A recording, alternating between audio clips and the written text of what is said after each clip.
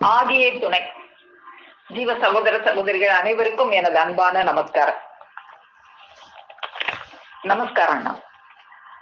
மண்கோள் அகற்ற வருநெறி கோமான் நமது குலதெய்வ தேவேசர் பிரம்ம பிரகாசமை வெளிச்சாலை ஆண்டவர்களது ஒரு பாதம் போற்றி பணிந்து நமஸ்கரித்து நமது பெருமானவர்களது திருவாக்கியங்களை எல்லாம் நாம் பகிர்ந்து கொண்டு வருவதில் இன்று நான் பகிர்ந்து கொள்வதற்காக எடுத்துக்கொண்ட அந்த திருவாக்கியம் கோடாயுதக்கூர் திருவாக்கியம் 57. இந்த திருவாக்கியத்தை பத்தி நம்முடைய ஜீவ சகோதரி சாலை தாரா தேவி அவங்க இந்த வாக்கியத்தை பற்றி பேசணும்னு கேட்டிருந்தாங்க. அதனாலதான் இன்னைக்கு அந்த திருவாக்கியத்தை நான் எடுத்து நம்மளோட எல்லாரோடையும் பகிர்ந்து கொள்ளலாம்னு பார்த்தேன். இப்ப அந்த திருவாக்கியத்தை நம்ம முதல்ல பார்ப்போம். ஆண்டவர்கள் வாக்கியம். ஜாதிகளின் கர்த்தாவே. தூலத்தை அறிந்தவர் தேக பண்டிதர், சூட்சமத்தை அறிந்தவர் ஜீவ பண்டிதர், காரண தேகத்தை அறிந்தவர் ஞான பண்டிதர். இதுதான் இந்த திருவாக்கியம் ஒரு சின்ன திருவாக்கியமா தான் இருக்கு. ஆனா அதுக்குள்ள பெருமானவர்கள் எவ்வளவு பொக்கிஷங்களை எல்லாம் பொதிஞ்சு வச்சிருக்காங்க அப்படிங்கறத நம்ம இன்னைக்கு பகிர்ந்து கொள்ள இருக்கிறோம்.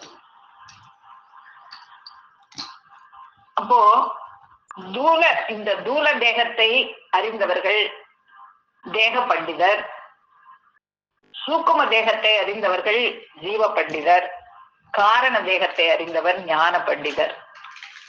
அப்போ இத்தனை தேகம் இருக்கு அப்படிங்கிறது நமக்கு பெருமானவர்கள் எடுத்து அருள் செய்துதான் நமக்கு தெரியும். இன்னைக்குமே நம்ம எப்பயும் பார்க்கிற அதிசயம் போல பெருமானவர்கள் இன்னைக்கும் ஒளிநாடாவுல அந்த சூக்கும தேகத்தை பத்தி அவங்க பேசினாங்க. அதை நம்ம கேட்டோம். இந்த மனு ஈசனாக வேண்டி பிறந்தவன், பிரயாணம் அப்படிங்கிறது சாவு அல்ல, இப்படி நரகத்துக்கு போகிறதுக்காக இறைவன் உனக்கு அந்த ஒரு அறிவு என்கிற வைர மாணிக்கத்தை வச்சு படைக்கவில்லை.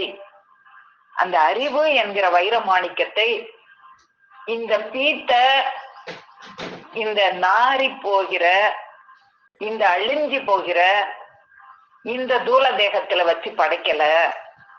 இதுக்குள்ளாக ஒரு தெய்வீக ஒரு வைரமணி தேகம் இருக்கிறது, ஒரு நித்திய தேகம் இருக்கிறது, என்னைக்கும் அழியாத யமனனுகா ஒரு வைரமணி தேகம் இருக்கிறது. அந்த தேகத்துக்குள்ளதான் உன் ஜீவனாகிய அறிவு மாணிக்கம். அப்ப அந்த மாணிக்கம்ங்கிறது தான் ஜீவன், அந்த ஜீவன் தான் அறிவு. எல்லாத்தையும் நமக்கு உணர்த்துறாங்க பெருமானவர்கள். உன் ஜீவனாகிய அறிவு மாணிக்கம் என்ன, நீ ஒரு மாணிக்க கல்லு உனக்கு கிடைச்சா அதை ஒரு ஓலப்பெட்டியில போட்டு வைப்பியா? அதை எவ்வளவு பத்திரமா ஒரு பட்டு துணியை போட்டு ஒரு பொட்டகத்துல வச்சு அந்த பொட்டகத்தை மூடி அது இருக்கிற அந்த அறையையும் மூடி எப்படியெல்லாம் பத்திரப்படுத்தி வைப்ப? அதுபோல இறைவன் இந்த அறிவு என்கிற மாணிக்கத்தை இந்த பீத்த, இந்த நாரி சாக இருக்கிற, இந்த அழிந்து போக இருக்கிற இந்த தேகத்துல வச்சு படைக்கல. இதுக்குள்ளாக இன்னொரு வைரமணி தேகம் இருக்கிறது, அதற்குள்ளாகத்தான் வச்சிருக்காங்க அப்படின்னு இன்னைக்கு அந்த தேகத்தை பத்தி பெருமான் அவர்கள் குறிப்பிட்டு காட்டினாங்க. அப்போ பண்டிதம், பண்டிதம் அப்படின்னாலே பாண்டித்யம் பெறுதல் அப்படின்னா அதுல கற்று தேர்ந்தவர்கள் தான் பாண்டித்யம் பெற்றவர்கள், பண்டிதர்கள் அப்படின்னு சொல்லுவாங்க. அப்போ முதல்ல தூலத்தை அறிந்தவர் தேக பண்டிதர் அப்படின்னு இந்த திருவாக்கியத்துல நமக்கு குறிப்பிட்டு காட்டுறாங்க. இந்த தூல தேகத்தை பற்றி, இந்த தூல தேகம் இதற்குள்ளாக என்னென்ன கருவிகள் எல்லாம் இருக்கு, இந்த தூல தேகம் இயங்குவதற்குண்டான கருவிகள் எல்லாம் எப்படியெல்லாம், இந்த தூல தேகத்து ரகசியங்களே எத்தனையோ ஆயிரக்கணக்கான ரகசியங்கள் இருக்கு. அது எல்லாமே இந்த தூலத்தை பற்றி ஒரு மருத்துவ படிப்பு படிச்சிருந்தா கூட அவங்களுக்கு தெரியுமான்னு தெரியாது. அப்போ இந்த தூலத்தை பற்றிய பாண்டித்யம் பெற்றவர்கள் அவங்க தூல பண்டிதர்கள் அப்படின்னு சொல்லலாம். அப்போ இந்த தூலத்தை பற்றி பெருமானவர்கள் எடுத்து சொல்லும் போது வார்த்தை அளவில் நிற்பது தூல தேகம் என்று அருளி செய்வாங்க. அப்போ இந்த தூல தேகம் வார்த்தை அளவுல தான் நிக்குது. நமக்குள்ளாக இருந்து அந்த ஆதியிலே பிறந்த சத்தம் பிறந்து வந்தது எங்கே, ஆதியிலே இருந்த சத்தம் பிறந்து வந்தது எங்கே, அந்த சத்தம் ஒரு இடத்துல இருந்து பிறந்து வருது. ஆனா அத வெளிப்படுத்துறதுக்கு உண்டான ஒரு கருவியாக தான் இந்த தூல தேகம் இருக்கு. அது பிறந்து வர்ற இடம் வேற இடமாக இருக்கு. இது வெறும் வார்த்தை அளவுல நிக்குது இந்த தூல தேகம் அப்படின்னு பெருமானவங்க அருள் செய்வாங்க. அப்படி இந்த தூல தேகத்தை பற்றி, இந்த தூல தேகத்துல என்னென்ன கருவிகள்லாம் எங்கெங்க இருக்கு, அது எப்படி எல்லாம் இயங்குது என்பதை பற்றி ஒரு பாண்டித்தியம் பெற்றவர்களை நாம தூல பண்டிதர்கள் அப்படின்னு சொல்லலாம். அதுக்கடுத்து ஜீவ பண்டிதர், தேக பண்டிதர், சூட்சும தேக பண்டிதர் அப்படின்னு சொல்லலாம். அவங்கள சூட்சுமத்தை அறிந்தவர் ஜீவ பண்டிதர். அப்போ ஜீவ பண்டிதர் அப்படின்னா ஒரு ஜீவ தேகத்தை பற்றிய ஒரு பாண்டித்தியம் பெற்று இருக்கணும். அப்ப ஜீவ தேகம்னா என்னன்னு தெரியணும் முதல்ல. இப்ப ஜீவ தேகம்னா என்ன அப்படின்னு பெருமானவர்கள் நமக்கு என்ன கற்றுக் கொடுக்குறாங்க அப்படிங்கிறத நம்ம பார்ப்போம். ஜீவ தேகம் இந்த வார்த்தை அளவில் நிற்பது தூல தேகம் அப்படின்னு அருளி செய்த பெருமானவர்கள், வார்த்தை அளவில் நிற்பது தூல தேகம், நினைவு என்ன பெற்றது ஜீவ தேகம் என்று அருளி செய்றாங்க பெருமானவர்கள். அப்போ இந்த நினைவு தான் ஜீவ தேகமாக இருக்கிறது.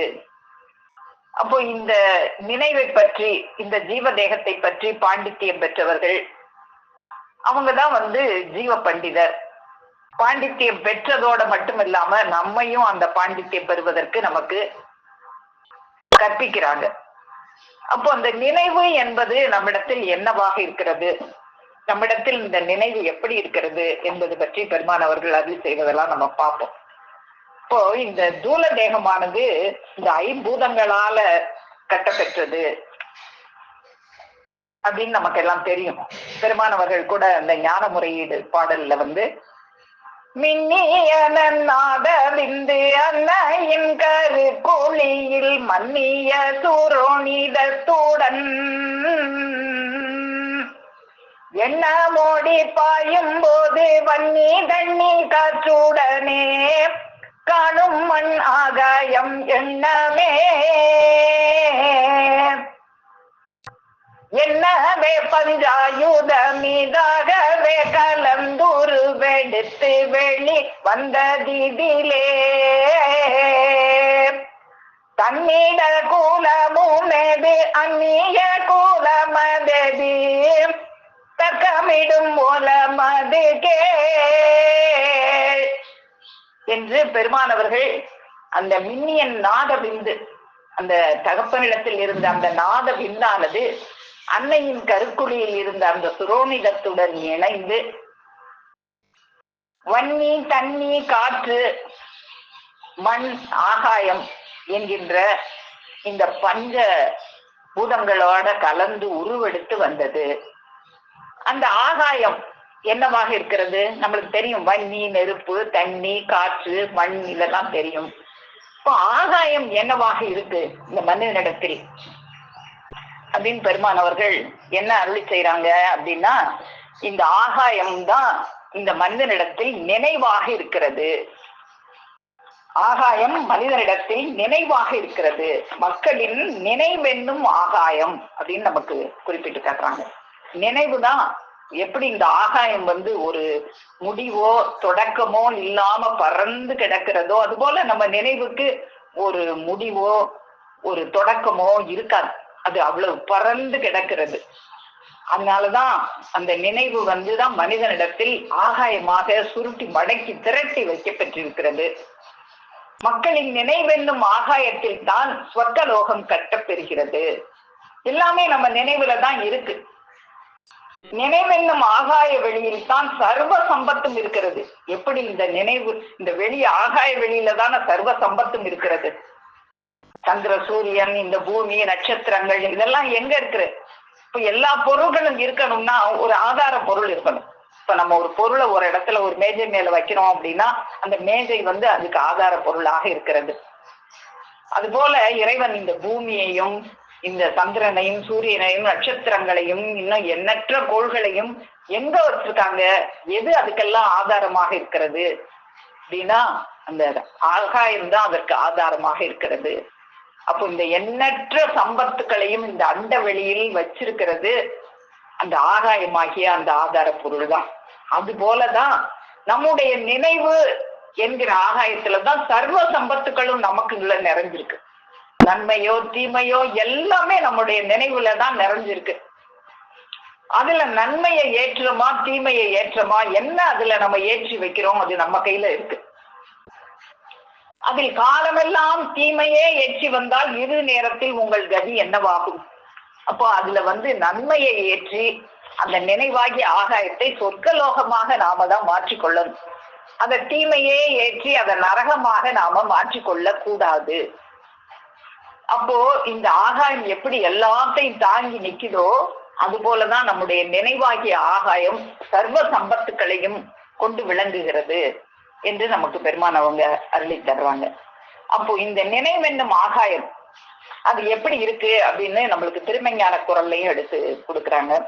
இந்த சந்திரன் சூரியன் நட்சத்திரங்கள் முதலிய எண்ணற்ற அண்ட சராசரங்கள் இருக்கின்றனவே, அவற்றின் கனம் என்ன?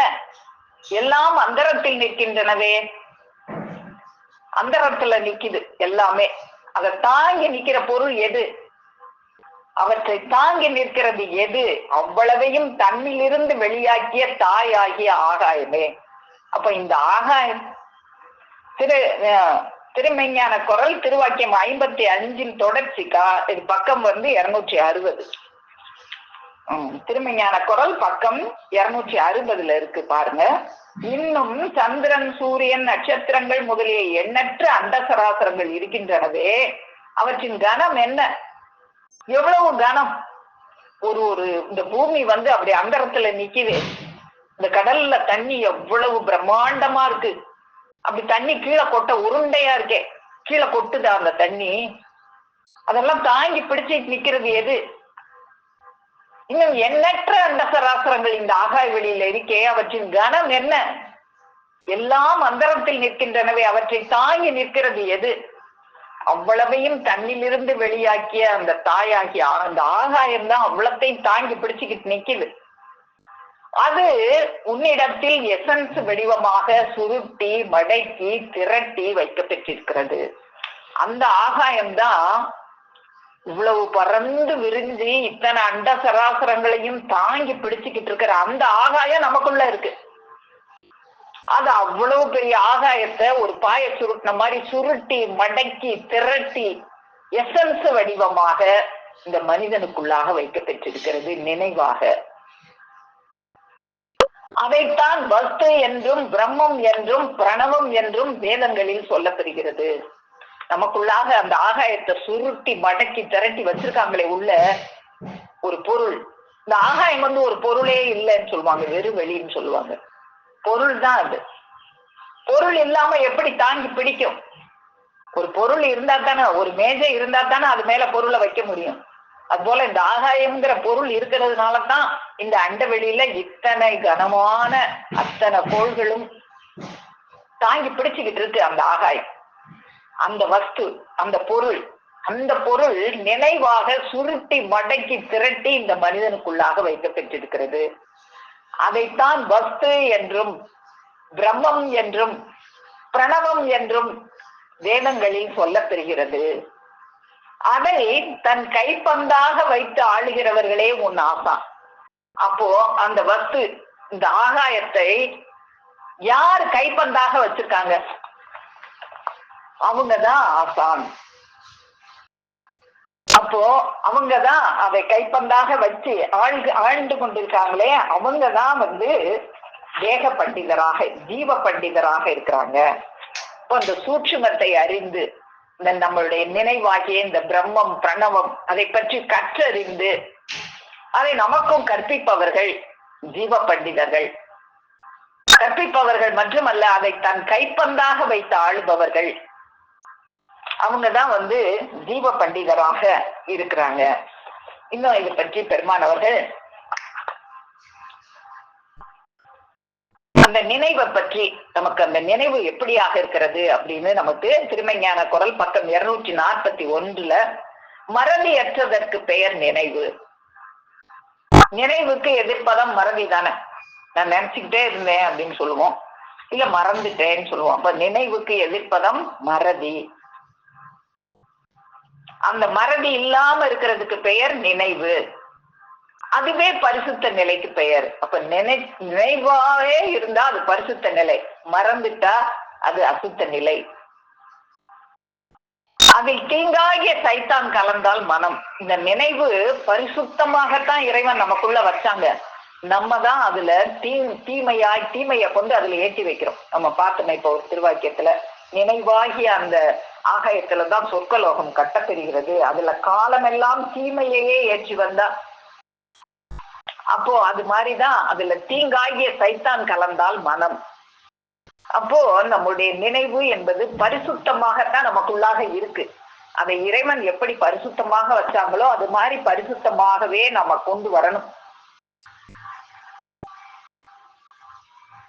அப்படி இந்த மாதிரி நம்முடைய அந்த நினைவை பற்றி, நம்முடைய அந்த ஜீவ தேகத்தை பற்றி, அதனுடைய அந்த தேகத்தினுடைய அந்த குணநலன்கள்லாம் என்ன, அந்த நினைவு எப்படி இருக்கிறது, ஆகாயமாக இருக்கிறது, அது சுருட்டி மடக்கி திரட்டி தான் நமக்குள்ள வச்சிருக்காங்க அப்படிங்கறதெல்லாம் கற்று பாண்டித்தியம் பெற்று நமக்கு கற்றுக் கொடுக்கிறவங்க யாரோ அவங்கதான் ஜீவ பண்டிதராக இருக்கிறாங்க.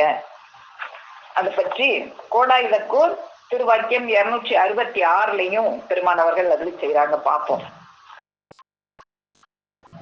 பக்கம் 220.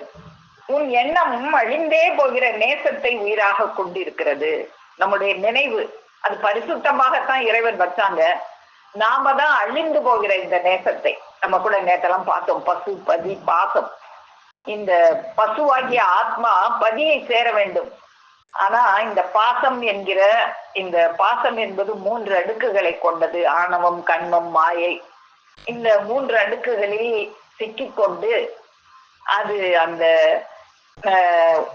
நேசத்தை, அந்த அழிந்து போகிற நேசத்தை கை கொள்ளுகிறது. அதான் அந்த பரிசுத்தத்துல அசுத்தம் கலந்து விடுகிறது. அந்த நேசத்தை விட்டுவிட்டு, அந்த அசுத்தத்தை விட்டுவிட்டு நம்ம அதை பரிசுத்தமாக்கணும்னா என்ன செய்யணும்? அந்த நினைவாகிய அந்த ஆகாயத்தை சொர்க்கலோகமாக்கணும்னா நம்ம என்ன செய்யணும்? இந்த அழிந்து போகிற பொருட்கள் மேல வைக்கிற நேசத்தை எல்லாம் விட்டு விட்டு ஆண்டவர்கள் அருளுக்குள் நீ நுழைந்து கொள்ள வேண்டும். அவர்கள் அருளையே அருந்த வேண்டும். இதையே அருந்தனாத்தான் அது பரிசுத்தமாக இருக்கும்.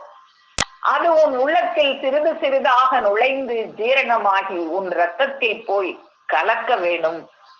அப்படி போய் அது அந்த வாக்கானது உள்ள போய் அந்த ரத்தத்துல, அந்த தூல தேகத்துல இருக்கிற ரத்தத்துல இல்ல, அந்த ஜீவ தேகத்துல இருக்கிற ரத்தத்துல போய் கலந்தாதான் அந்த நினைவானது பரிசுத்தமாகவே இருக்கும். இல்லைன்னா அதுல அசுத்தம் கலந்தும். அப்படி கலக்கும் போது அந்த நினைவு பரிசுத்தமாகும் போது அந்த நினைவுக்கே பேரு அறிவுன்னு மாறிடுது. அறிவே உன் பாவ நினைவை சங்கரிக்கிறது. அப்ப நினைவு பாவம் கலக்கும் போது அது மனமாக இருக்கிறது. இந்த பாவத்தை எல்லாம் சங்கரிக்கும் போது அது அறிவாக மாறிவிடுகிறது. அந்த அறிவு உன் பாவ நினைவை சங்கரிக்கிறது. பின் அந்த நினைவே அறிவாக மாறுகிறது. அப்ப நினைவுதான் நமக்குள்ள இந்த ஆகாயமாக, இந்த ஆகாய வெளிதான் நமக்குள்ள சுருட்டி மடக்கி திரட்டி சர்வ சம்பத்துக்களையும் நமக்குள்ள வச்சு இறைவன் படைச்சிருக்காங்க. அத இவன் அசுத்தத்தை கலந்து மனமாக மாற்றி விடுகிறான். அந்த நினைவை திரும்பவும் ஆண்டவர்கள் அருளுக்குள் நுழைந்து அந்த வாய்மையவே பருகி பருகி அருந்தி அருந்தி அது கொஞ்சம் கொஞ்சமாக அந்த நினைவுக்குள்ள புகுந்து ரத்தத்துல போய் கலந்து அந்த பாவ நினைவெல்லாம் சங்காரம் செய்து அந்த நினைவு அறிவாக மாறுகிறது. அப்போ நினைவு மாறவும் தேகம் மாறுகிறது. அப்படி நினைவு மாறவும் இவ்வளவு நாளும் தூல தேகத்துல இருந்தோமே, இப்ப ஜீவ தேகத்துல ஏறிவோம். இதுதான் ஜீவ தேகத்துக்குள்ள நுழைகிறது. நேற்று கூட நம்ம ஜீவ தேகத்துக்குள்ள எப்படி நுழைறதுன்னு பார்த்தோம். ஆண்டவர்களுடைய அந்த அருளாகிய வாய்மைக்குள்ள நுழைய நுழைய நுழைய நுழைய நாம இந்த தூல தேகத்தை விட்டு விட்டு அந்த ஜீவ தேகத்துக்குள் நுழைந்து விடுகிறோம். அப்படி நுழையும் போது இந்த நினைவானது அறிவாக மாறிவிடுகிறது. உன்னுடைய வாய் 70,000 நாவுடைய வாயாக மாறுகிறது. அப்படி இந்த தேகம் மாறின உடனே இப்ப இருக்கிற இந்த வாய் அல்ல, இது 70,000 வாயோட பவர் இந்த ஒரு வாய்க்கே வந்துடும். அதனாலதான் இந்த வாய் பெருமானவர்களுடைய வாக்கியங்களை எல்லாம் எடுத்து பேசுகிற வாயாக மாறிவிடுகிறது. 10,000 கண்கள் வருகிறது, உன் காது அனுப்புரண்டாலும் கேட்கக்கூடிய காதாக ஆகிறது. இவ்வளவு வல்லமையும் இந்த தூல தேகத்துல இருக்கிற கருவிக்குலங்களுக்கு அல்ல.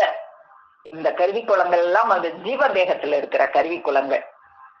அப்போ அப்படித்தான் இந்த நினைவை பரிசுத்தமாக்க வேண்டும்.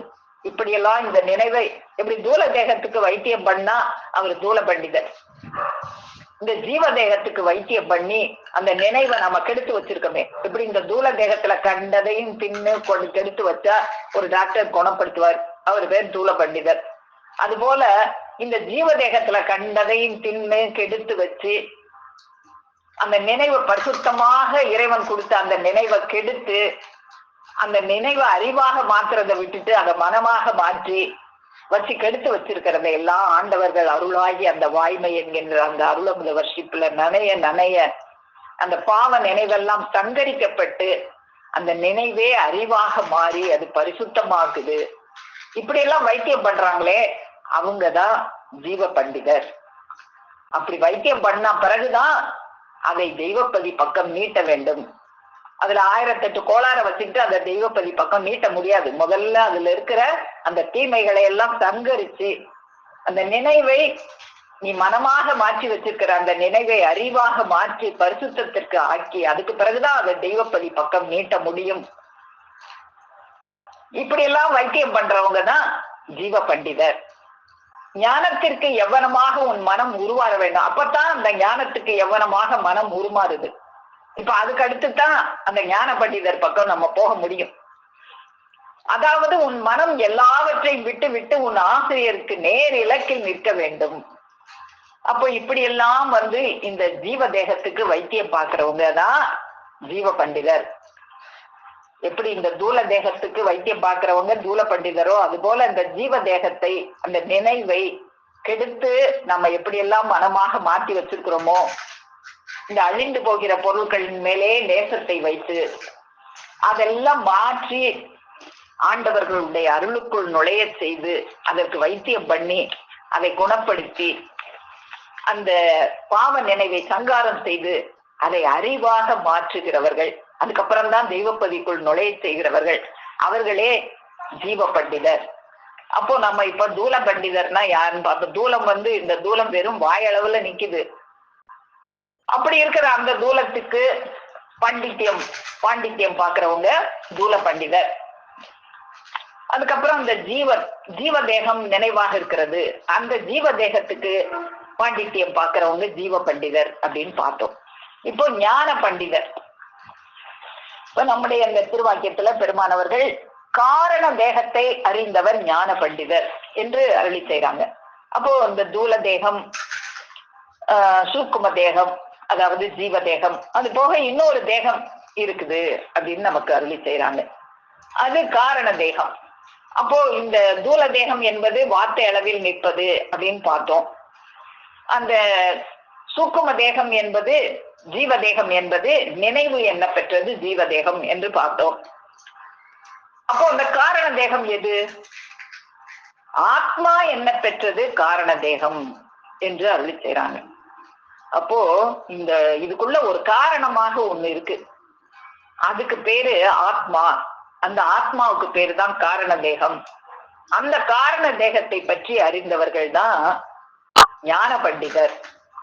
இந்த தூல தேகத்திலேயே சதா குடியிருந்து கொண்டு அதன் உட்பொருள்களே தெரியாதிருக்கிறவர்களுக்கு ஜீவ தேகத்திற்கு அப்பால் இருக்கிற முதல்ல இந்த தூல தேகம் இருக்கு, இதுக்கு அப்பால கொஞ்சம் தள்ளி போனா அந்த ஜீவ தேகத்துக்குள்ள போகலாம். அந்த ஜீவ தேகத்துக்குள்ள போய் கொஞ்சம் அப்பால இன்னும் கொஞ்சம் தள்ளி போனா காரண தேகத்தை பார்க்கலாம். அப்போ இந்த தூல தேகத்திலே இருந்தா காரண தேகம் தெரியாது. இந்த தூல தேகத்துல இருந்து முதல்ல ஜீவ தேகத்துக்குள்ள நுழைஞ்சி நீ கெடுத்து வச்சிருக்கிற மனசுக்கெல்லாம் வைத்தியம் பார்த்து அந்த மனசை அறிவாக மாத்தி அதுக்கப்புறம் தான் காரண தேகத்துக்குள்ள நுழைய முடியும். அப்ப நீ இந்த தூல தேகத்திலே இருந்தீன்னா உனக்கு காரண தேக வல்லப கருவியை எப்படி அறிவிப்பது? இந்த தூல தேகத்தில் உள்ளவர்கள் தங்கள் ஜீவ தேகமே தெரியாமல் இருந்து கொண்டு ஆத்மாவை அறிவிக்கிறது என்பதும் அதை பற்றி தீர்ப்பளிக்கிறேன் என்பதும் அவலமாகத்தான் இருக்கும். அப்போ இந்த ஜீவ தேகமே தெரியாது, தூல தேகத்துலதான் இருக்கிறவன் ஆத்மாவை பத்தி பேசுறது அவலமாகத்தான் இருக்கும் என்று பெருமானவர்கள் அருளி செய்யறாங்க. அப்போ இந்த தூல தேகத்திலே எத்தனையோ தூல ரகசியம் இருக்கு. அதுவே இந்த தூல தேகத்தை பற்றிய ஒரு மருத்துவம் படிச்சவங்களுக்கு கூட இந்த தூல தேகத்து அத்தனை ரகசியம் தெரியாது. அப்படி தெரியாம இருந்துட்டு ஜீவ தேகத்துக்கு அப்பால் இருக்கிற காரண தேகத்தை பற்றி, அதில் இருக்கிற கருவிகளை பற்றி எப்படி அறிவிக்க முடியும்? அறிவிக்க முடியாது, அவங்களால அறிவிக்க முடியாது. ஆனா பெருமானவர்கள் அதை அறிவிக்கிறாங்க. நமக்கு எப்படி அறிவிக்கிறாங்க அந்த காரண தேகத்தை பற்றி? அந்த கோடாயுதற்கு பக்கம் 32 பார்ப்போம். தூல தேகத்தில் உள்ளவர்களுக்கு செவிப்புலனில் அறிவிக்கிறது என்றால், இப்ப நமக்கு செவிப்புலன்ல தான் அறிவிக்கணும். அப்படி அறிவிக்கிறது என்றால் எப்படி அறிவிக்கிறதுன்னு பெருமானவங்க அறிவிக்கிறாங்க. ஜீவதேகத்தில் உள்ள இருக்கோளமாய் இருக்கும் அசைவற்ற நினைவை அசைவுக்கு கொண்டு வரும் பொருளே ஆத்மா. இப்ப நம்ம பார்த்தோம், நினைவு என்பது ஜீவதேகம் அப்படின்னு. அந்த நினைவு அசையாம இருக்கு. அந்த நினைவை அசைக்கணுமே. அந்த நினைவை அசைக்கக்கூடிய ஒரு பொருளாக இந்த ஆத்மா இருக்கிறது. அதுதான் அந்த காரண தேகத்துல இருக்கு. நினைவு இருக்கு. இப்ப நம்ம வீட்டுல ஃபேன் இருக்கு, கரண்ட் இல்லைன்னா ஃபேன் ஓடுமா? ஓடாது, அசையாம நிற்கும். கரண்ட் இருந்தா தானே ஓடும். அப்படி ஒரு ஜீவ கரண்டாக இந்த ஆத்மா இருக்கிறது. இப்போ முதல்ல வார்த்தை அளவில் நிற்பது தூல தேகம் அப்படின்னு பார்த்தோம். இந்த வார்த்தை சும்மா வந்துடாது. முதல்ல நம்ம நினைக்கணும், என்ன பேசுறதுன்னு நம்ம நினைக்கணும். நினைச்சா பிறகுதான் அந்த நினைவை வெளிப்படுத்துறதுக்கு உண்டான கருவியாக இந்த வாய் அமைந்திருக்கிறது. அப்ப இந்த வார்த்தை வாயில வர முந்தி அது நம்ம நினைவுல இருக்கும். அந்த நினைவு அசைவற்ற நினைவாக இருக்கும். கரண்ட் இல்லைன்னா அந்த நினைவு செயல்படாது. அப்ப அந்த நினைவை, அசைவற்ற நினைவை அசைவுக்கு கொண்டு வர்றது ஒரு ஜீவ கரண்டாக இருக்குது ஆத்மா என்பது. அப்போ அசைவற்ற நினைவை அசைவுக்கு கொண்டு வரும் பொருளே ஆத்மா. அதன் வல்லப லட்சணம் கூறவென்றால், அந்த ஆத்மாவோட வல்லப லட்சணம் பற்றி நமக்கு பெருமானவங்க, ஏன்னா அதனுடைய பாண்டித்தியத்தை அவங்களுக்கு தெரியும். அந்த பாண்டித்தியம் பெற்றவர்கள் மட்டுமல்ல, அந்த ஆத்மாவே அவங்களுக்கு தான் சொந்தம். யார் வேணாலும் பாண்டித்தியம் பெறலாம். நம்ம கூட இப்ப இதை பத்தி தெரிஞ்ச உடனே நாமளும் தூல தேகம்னா என்ன, ஜீவ தேகம்னா என்ன, காரண தேகம்னா என்ன, ஞான பண்டிதர்னா என்ன, தூல பண்டிதர்னா என்ன நம்மளும் பேசலாம். ஆனா அதை தன் கைப்பந்தாக வைத்து ஆளுகிறவங்க இருக்காங்களே, அவங்கதான் ஞான பண்டிதர். அதன் வல்லப லட்சணம் கூறவென்றால் 100-150 ஆண்டு காலம் ஒருவன் உயிரோடு இருந்தாலும் அவன் உடலை நாற்றத்திற்கு விடாமல் பிடித்து வைத்திருக்கிறது. அந்த ஆத்மாவோட வல்லப லட்சணம் என்ன? இந்த உடம்புல இருக்கிற எல்லா கருவிக்குளங்களும் நாற்றம் எடுக்கக்கூடியது தானே. ஈரல், பித்து, இருதயம் இதெல்லாம் பிச்சு இந்த உடம்பை விட்டு பிச்சு வெளியே போட்டா, ஏன் பிச்சு வெளியே போடணும்? இந்த உயிர் அதுல இருந்து கொஞ்சம் விலகிடுச்சுன்னா அடுத்த நாளே நாத்தம் எடுக்க ஆரம்பிச்சிருமே. அப்படி நாத்தம் எடுக்கக்கூடிய பொருட்களை எல்லாம் உள்ள வச்சு அத மனமான ஒரு பொருளாக, ஒரு குழந்தை பிறந்த உடனே அப்படி உச்சி மோந்து பார்த்தா அவ்வளவு மனமா இருக்குமே. ஆனா உள்ள இருக்கிற கருவிகள்லாம் நாற்றம் எடுக்கக்கூடிய கருவிகளை அது மனமான ஒரு பொருளாக ஆக்கி வச்சிருக்கே, அது எது? அதுதான் அந்த ஆத்மா. 100-150 ஆண்டு காலம் ஒருவன் உயிரோடு இருந்தாலும் அவன் உடலை நாற்றத்திற்கு விடாமல் பிடித்து வைத்திருக்கிறது அந்த காரண தேகத்தில் நின்று நிலவும் அந்த ஆத்மாதான். சிற்றின்ப நேரத்தில் ஜீவாவின் ஜலமானது வெளியாகும் போது உன் மூச்சு 64 அங்குலம் வெளியே பாய்கிறது. 64 அங்குலம் மூச்சை வெளியே பாய வைக்கிற நீ. அப்படி பாஞ்சா அது திரும்ப வராது. 64 அங்குலம் தான் மூச்சோட முழு அளவு. அவ்வளவு வெளியே போனா திரும்ப உள்ள வராது. ஆனால் அப்படி வெளியே நீ விடுற அந்த மூச்சையும் திரும்ப உள்ள இழுத்துக்குதே ஒண்ணு உனக்குள்ள இருந்து, அதுக்கு பேர் தான் ஆத்மா. உன் ஜீவனுடைய முழு அளவு அதுதான், 64 அங்குலம் தான். அது நேரம் உன் ஜீவன் உடலை விட்டு பிரியாமல் 24 அங்குலம் உள்ளே இழுத்து வைப்பது காரண தேகத்தின் வல்லபம் என்று இப்படி எடுத்துக்காட்டி அறிவது கிரமமாம். இப்படிலாம் யாரால எடுத்துக்காட்ட முடியும்?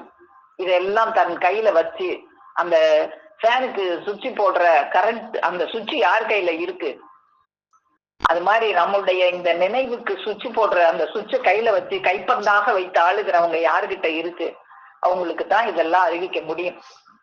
அந்த ஆத்மா இந்த தூலத்தை விட்டு பிரிந்த உடனே ஜீவ கசப்பு இந்திரிய ஜலமானது வெளியாகவும் இவன் உடலில் பிணநாற்றம் உண்டாகி விடுகிறது. அதை தன் வசப்படுத்தி உள்ளவர்களாகிய இந்த ஜீவ பூமிக்கு அதிபதி அவர்கள் மனிதனுக்கு வரும் சாவுடைய நேரத்தில் அந்த கசப்பு இந்திரிய ஜலம் வெளியாகாமல் சாவாவர எல்லைக்கு ஏற்றும் பிரத்யட்ச செயல் பெற்று விளங்குகிறவர்கள். அவங்கதான் ஞான பண்டிதர்கள். இப்படியெல்லாம் உனக்கு இந்த ஜீவனானது அது அந்த ஆத்மாவானது வெளியேறின உடனே ஒரு பிண நாற்றம் வந்துரும். அப்படி வரவிடாம அந்த சாவுடைய நேரத்தில் அந்த கசப்பு இந்திரிய ஜலம் உன்னை விட்டு வெளியே போகாம உள்ளேயே அடங்கும்படி செய்கின்ற அந்த செயலை கைவர பெற்றவர்கள். அவர்கள்தான் ஞான பண்டிதர். உலகத்தில் உள்ள எல்லா வேதங்களுடையும் உட்கருத்தும் இதுவே. இங்கே 69 ஜாதிகள் ஒன்று திரண்டு ஒரு குடும்பமாக இருக்கும் பலாயிரக்கணக்கான மக்களும் இதற்கு சாட்சி. அப்போ இது சும்மா ஒரு சாட்சி இல்லாம பெருமானவர்கள் இதை எடுத்து சொல்லல. பலாயிரக்கணக்கான மக்களுக்கு அந்த வைத்தியத்தை பார்த்து அந்த காரண தேகத்துல இப்ப நம்ம பார்த்தோம் தூலர் பண்டிதர். தூலத்துக்கு ஒரு சீக்கு வந்துச்சுன்னா அதை குணப்படுத்துறவர் தூல பண்டிதர். அதே போல நம்மளுடைய சூக்கும தேகம், அந்த ஜீவ தேகம், அதுக்கு ஒரு வியாதி. அதுக்கு எப்படி வியாதி வருது? நினைவுதான் அந்த தேகம்.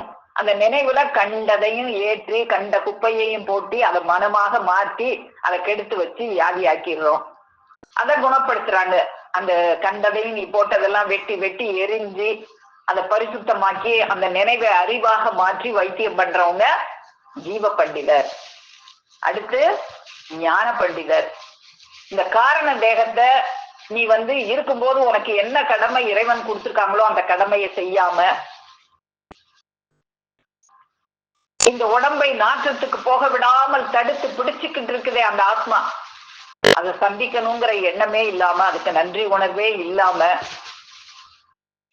இந்த ஆத்மா உயிரை விட்டு பிரியும் போது இந்த இந்திரிய ஜலமானது வெளியாகி அந்த பிண நாற்றம் வந்து விடாமல் உனக்கு ஒரு வைத்தியம் பண்றாங்களே, அந்த வைத்தியத்தை இன்னைக்கு பல்லாயிரக்கணக்கான மக்களுக்கு அதை செஞ்சு அதை சாட்சியோட வச்சு செஞ்சு கொண்டிருக்காங்களே, அவங்கதான் ஞான பண்டிதர். அப்போ இப்படியெல்லாம் முறையாக நம்ம தெரிந்து கொள்வதுதான் கிரமமாம் என்று நமக்கு இதுல பெருமானவர்கள் எடுத்து காட்டுறாங்க. அப்போ இந்த ஜீவதேகத்துல நினைவு அசையாமல் இருக்கு. அந்த நினைவை அசைவுக்கு கொண்டு வருகிறது அந்த ஆத்மா. அந்த ஆத்மா தான் இந்த உடம்பை நார விடாமல் பிடித்து வைத்துக் கொண்டிருக்கிறது. அந்த ஆத்மா இந்த உடலை விட்டு வெளியேறாதபடி இந்த உடம்புக்குள்ளே அடங்கும்படி வைத்தியம் பார்க்கிறவங்க அவங்கதான் ஞான பண்டிதர். அப்ப இந்த தூல தேகத்தை நம்ம ஆத்மாவை பற்றி நாம பேசணும்னா முதல்ல என்ன செய்யணும்? ஜீவ தேகத்துக்குள்ள நுழையணும். அங்க நுழையும் போதுதான் அந்த மூச்சானது அடங்கும். இந்த தூல தேகத்திலே இருந்தா இந்த ஆத்மாவை பத்தி தெரியாது. மூச்சடங்குற எல்லைக்கு முதல்ல போகணும். அந்த எல்லையே யாருக்கும் தெரியாது. ஆனா பெருமானவர்கள் மூச்சடங்கும் இடத்திற்கு எவராலும் முடியாது இருப்பதின் எளிதி தம்பின்னு நமக்கு எளிமையா அந்த மூச்சடங்கும் இடம் எது? ஆண்டவர்கள் அருளாகி அந்த வாய்மைக்குள் நுழைந்து கொள்ளும் போது நமக்கு மூச்சு அடங்கும். அப்படி மூச்சு அடங்குற எல்லையெல்லாம் நமக்கு காண்பித்து வெறும் வார்த்தை அளவில் நிற்கிறது தூல தேகம். அதாவது சப்தமாகிய உயிரை அப்படின்னு சொல்லியிருக்காங்க பெருமானவர்கள். அப்ப அந்த சப்தம் வருகிற கருவிதான் இந்த தூல தேகமாக இருக்கிறது. அந்த சப்தம் முதல்ல எங்க உருவாகுது அப்படின்னா நினைவுல உருவாகுது. அந்த நினைவு இருக்கிறது தான் இந்த சப்தம் வெளியே வர்ற கருவி தூல தேகமாக இருக்கிறது. அந்த சப்தம் உருவாகிற நினைவு ஜீவ தேகமாக இருக்கிறது. அந்த நினைவை அது அசையாம இருக்கு, கரண்ட் இல்லாம. அந்த அந்த நினைவை அசையாமல் இருக்கும். அந்த நினைவை அசைவுக்கு கொண்டு வரும் ஜீவ கரண்டாக ஆத்மா இருக்கிறது. அந்த ஆத்மாவை தனது கையகத்தில் வைத்து அந்த ஆத்மாவை பற்றி தெரிஞ்சு பாண்டித்யம் பற்றி அதுக்கு வைத்தியம் பார்க்கிறாங்களே, அந்த ஆத்மா இந்த தேகத்தை விட்டு வெளியேறாதபடி இதுக்குள்ளே அடக்கமான பின்னாலும் இந்த தேகத்தை நார விடாமல் ஒரு பரிசுத்த பிரயாணத்தை கொடுக்குறாங்களே, அவங்கதான் ஞான பண்டிதர். அவங்க அந்த ஆத்மாவை தன் கைப்பந்தாக வைத்து ஆளுபவர்கள். இந்த உயிர் அவங்க சொன்னதுதான் கேட்கும். அந்த சுவிட்ச் அவங்க கையில தான் இருக்கு. நம்மளால அந்த சுவிட்சை போட முடியாது. அவங்க அந்த சுவிட்சை அவங்கதான் அந்த சுவிட்சை போடுவாங்க.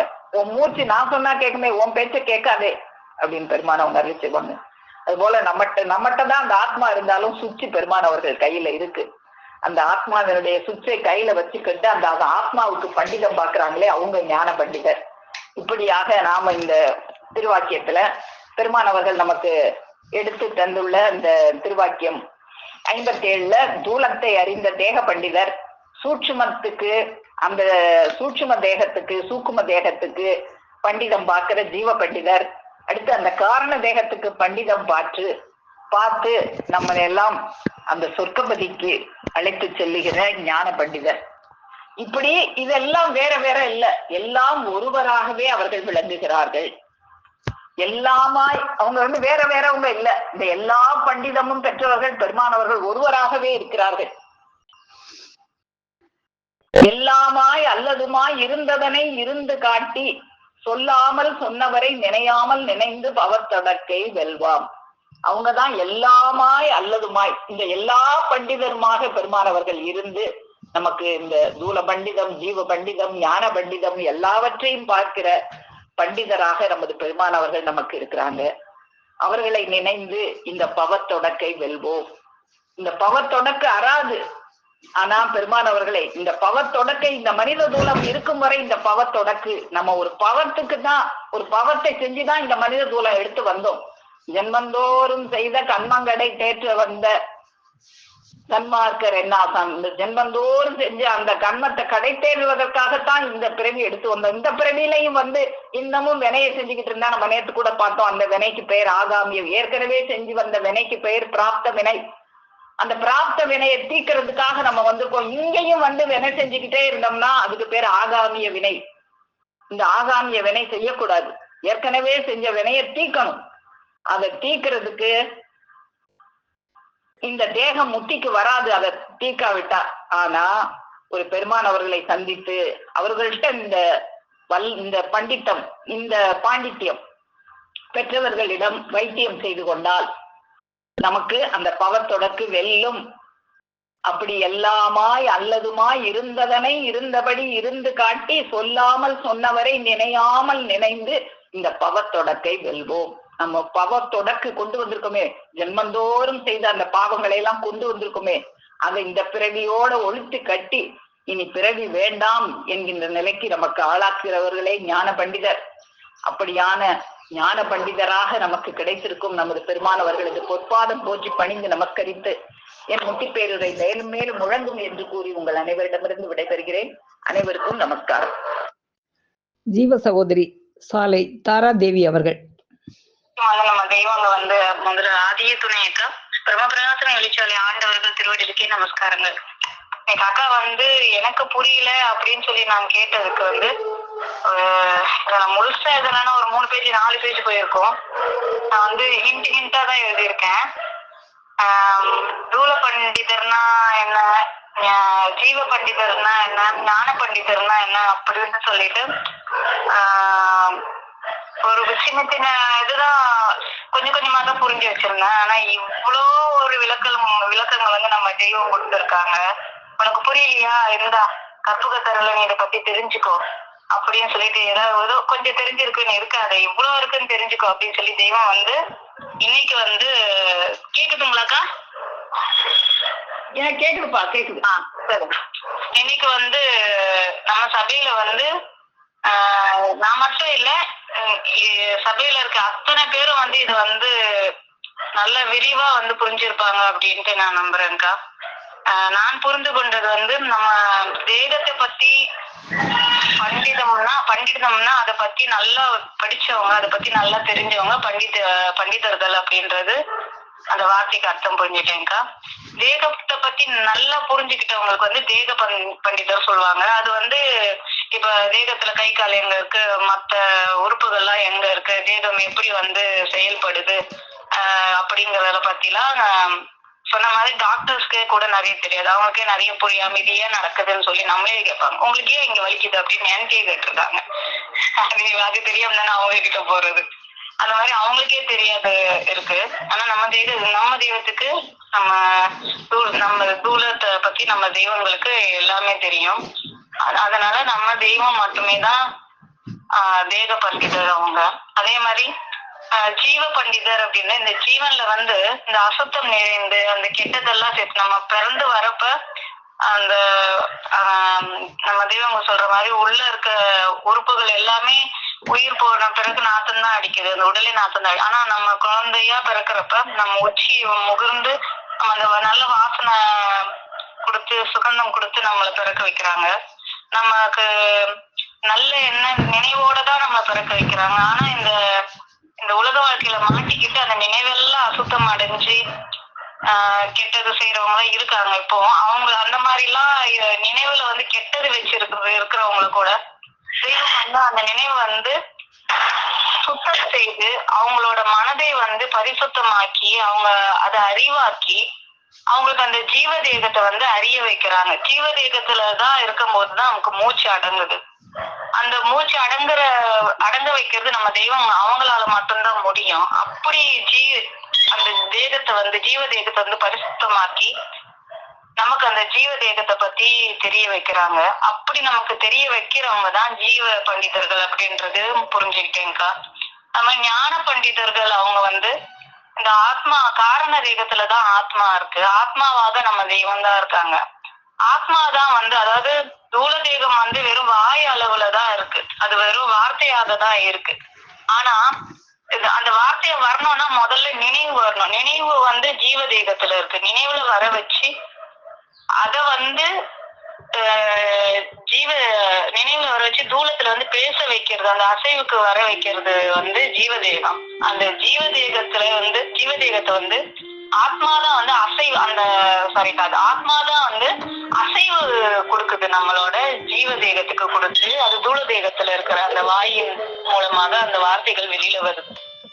அப்ப இத்தனையும் யார் செய்ய வைக்க முடியும்? ஒரு ஜீவ பண்டிதர்னால மட்டும்தான் இதை செய்ய வைக்க முடியும். ஒரு ஞான பண்டிதர் தான் நம்மளோட தூள தேகத்தையும் சரி ஜீவ தேகத்தையும் சரி எதுவாக இருந்தாலும் அவங்களால மட்டும்தான் அதை ஆட்டி வைக்க முடியும் அப்படிங்கிறது நான் இன்னைக்கு புரிந்து கொண்டேங்கக்கா. இதுல ஏதாவது நான் தவறாக சொல்லியிருந்தா என்னை மன்னிச்சிடுங்கக்கா.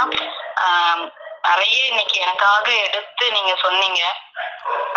நம்ம ஆகாயத்துலதான் ஆகாயத்தைதான் நமக்கு சுருட்டி மடக்கி நம்மளோட நினைவுல ஆகாயத்தை வச்சு அந்த ஆகாயத்தை அசுத்தமாக்காம அதை சொர்க்கமாக்கணும். சொர்க்கத்துல நம்ம நிதமும் வாழணும், நித்தமும் வாழணும். கோடான கோடி காலம் அந்த கோடி சூரிய பிரகாசத்துல நம்ம வாழணும் அப்படின்னு சொல்லி தெய்வம் இத்தனை தேகங்கள் நமக்கு தூள தேகம், ஜீவ தேகம், காரண தேகம், அதிகாரண தேகம் இப்படி இருந்து நம்மள காத்துட்டு இருக்காங்கன்றது நான் புரிந்து கொண்டதுக்கா. முத்தி புரிய வேண்டும் என்று சொல்றவங்க நமஸ்காரங்களக்கா. மிக ஜீவ சகோதரி சாலை சலந்தரி அக்கா அவர்கள். அக்கா இன்னைக்கு எடுத்த வாக்கியத்துக்குமே வாக்கியம் திருவாக்கியமும் அப்படிதான் வந்துச்சுங்க. சிறப்பா இருந்துச்சுக்கா. தூளத்தை அறிந்தவர் தேக பண்டிதருங்கிறத எடுத்தீங்க. அதுக்கு தெய்வம் உள்ளத வாக்கியத்திலேயே அதே மாதிரிதான் நீ கொண்டு வந்தாங்க. ஆதி அருண்மணி நீதி முழுமுதல் குணக்குஞ்சேரி மூல பண்டார மேய்த்தவ தகசன் முத்திரை பெற்று வந்திருக்கும் பிரம்மபிரகாச மெய்வழி சாலை ஆண்டவர்களை வணங்கி அனைவருக்கும் நமஸ்காரங்கா. இன்னைக்கு ஒளிநாட வாக்கியத்திலையும் மனு ஈசனாக வேண்டும், ஈசனா போக கூடாது, ஈசனா போன நரகத்துக்கு தான் போவ, நீ நித்திய தேகம் எடுக்கதான் அடித்திய தேகம் எடுக்க வரல, உனக்குள்ள வைரமணி அறிவு தேகம் அறிவு மாணிக்க இருக்கு, அது இந்த தீர்த்த உடல்ல இந்த நாற்ற உடல்ல தான் இருக்கு, அதுல நீ நுழைஞ்சுக்கணும். அப்ப ஜீவனாகி அறிவு மாணிக்க இந்த தீர்த்த உடல்ல வைத்து பிசாசா போறதுக்கு படைக்கலைட்டாங்க தெய்வம். பிசாசா போறதுக்கு படைக்கல, அதுக்கு அதை வச்சாங்க. பிரத்யட்சத்துல இந்த அறிவு தேகத்துல அதை உனக்கு அறிவு மாணிக்கத்தை தங்க உடலை வச்சிருக்காங்க அப்படின்னு தெய்வம் இன்னைக்கு உத்தரவு பண்ணாங்க. அதே மாதிரி இன்னைக்கு அந்த ஜீவ தேகம், தூள தேகம், காரண தேகம் இதுல இருக்கு அப்படிங்கறது இந்த வாக்கியமா இன்னைக்கு அக்கா எடுத்து கொடுத்தாங்க. தூளத்தை அறிந்தவர் ஜீவ தேக பண்டிதர், சூக்மத்தை அறிந்தவர் ஜீவ பண்டிதர், கார தேகத்தை அறிந்தவர் ஞான பண்டிதர் அப்படிங்கிறதுக்கு தெய்வம் வாக்கியத்துல அழகா எடுத்து கொடுத்தாங்க அக்கா. வார்த்தை அளவில் நிற்பது தூள தேகம், நினைவு என்ன பெற்றது ஜீவதேகம், ஆத்மா என்ன பெற்றது காரண தேகம். தூள தேகத்திலே சதா குடியிருந்து கொண்டு அதன் உட்பொருள்களே தெரியாதிருக்கிறவர்களுக்கு ஜீவதேகத்திற்கு அப்பால் இருக்கிற பிரதானமான காரண தேக வல்லவ கருவியை எப்படி அறிவிப்பது? இந்த தூள தேகத்தில் உள்ளவர்கள் தங்கள் ஜீவதேகமே தெரியாமல் இருந்து கொண்டு ஆத்மாவை அறிவிக்கிறது என்பதும் அதை பற்றி தீர்ப்பளிக்கிறேன் என்பதும் அவலமாகத்தான் இருக்கும். தெய்வம் பாட்டியாவும் தெய்வம் சந்திக்கையிலேயே வாக்கியம் உத்தரவு பண்ணியிருக்காங்க. ஜீவதேகம் தெரியாதவர்கள் ஆதலினாலே. அப்ப சந்திக்க முன்னாடி ஜீவதேகம் தெரியல. அப்ப பாட்டி அறிவிச்ச பின்னாடிதான் அவனுக்கு தெரியுது. அதனால நிலையில் ஒளிய நினைவு படிக்கிறாங்க. அப்ப அந்த பொய் உடம்புலதான் மெய் இருக்கு, இங்க தூரத்துலதான் அந்த மெய் இருக்குங்கிறதையும் தெய்வம் பாடல்ல கொடுக்குறாங்க. பொய்யுடன் மெய் பொறியிருந்ததெங்கே, பொறியிருந்ததெங்கே, புயலெழுதும் எழுத்துமெழுத்தியல்வோம் எங்கே, வையமென்ற நிலவுகிறதும் எங்கே, நின்றதும் எங்கே, வயது 10 என்று முழ கண்ணி நின்றதெங்கே, நைரண்யன்மே பாய்ந்த நரசிம்மந்தானெங்கே, நரசிம்மந்தானெங்கே, நடுவில் பிறந்த தூணரும் எங்கே, ஐயமில்லாதி பொருளை எடுத்துடலில் சொல்வோம், எடுத்துடலில் சொல்வோம், அன்னவரை விதி கடந்த குருமரன் நோக்கும். அந்த ஜீவ பண்டிதர் தான் காட்டுறவங்க தான் குருவரன், அவங்கதான் ஜீவ பண்டிதர். இங்க பொய்யுடல்ல அந்த மெய் இருக்கு, அந்த மெய் எங்க இருக்குன்னு காட்டுறவங்க தான் ஜீவ பண்டிதர்னு கொடுக்குறாங்க. அப்புறம் அந்த காரண தேகம் ஞான பண்டிதர் எப்படி இருக்காங்க அப்படிங்கிறதையும் தெய்வம் ஆன்மீகத்துல கொடுத்து வராங்க. அந்த ஆத்மா என்ன பெற்ற காரண தேகம், அந்த காரண தேகம் எப்படி பாட்டி அவங்களும் சந்திக்கையில தெய்வம் எப்படி மயங்குறாங்க. அந்த அப்பப்ப போரா சக்தி மந்திரத்தை வச்சு நாங்க காட்டி போறது யாருக்கோ எவருக்கோ மந்த பட்சியை போல் இருந்து விட்டு போல் கவலை படிக்கிறோம் மகனே, சென்றதை நினைப்போம் சிறியவராக சென்றதை நினைக்காத அப்படின்னு பாட்டி ஆறுதல் சொல்லியும் அப்பா தெய்வம் அதை வர்ணிக்கிறாங்க. நான் எப்படி இருக்கிறேங்கிறத, அந்த காரண தேகம் ஆத்மா எப்படி இருக்குங்கிறத மானியத்துல 215 பக்கத்துல கொடுக்குறாங்க. சுருதிகளும் உணரிய குமணி குஞ்சின் மனோலய சக்கராந்தகத்தை பெரும் பூமி பரப்பில் அச்சமும் அதிகாரமும் எட்டி தீண்டப்படாத நீராளம்ப லைத தெய்வத்தை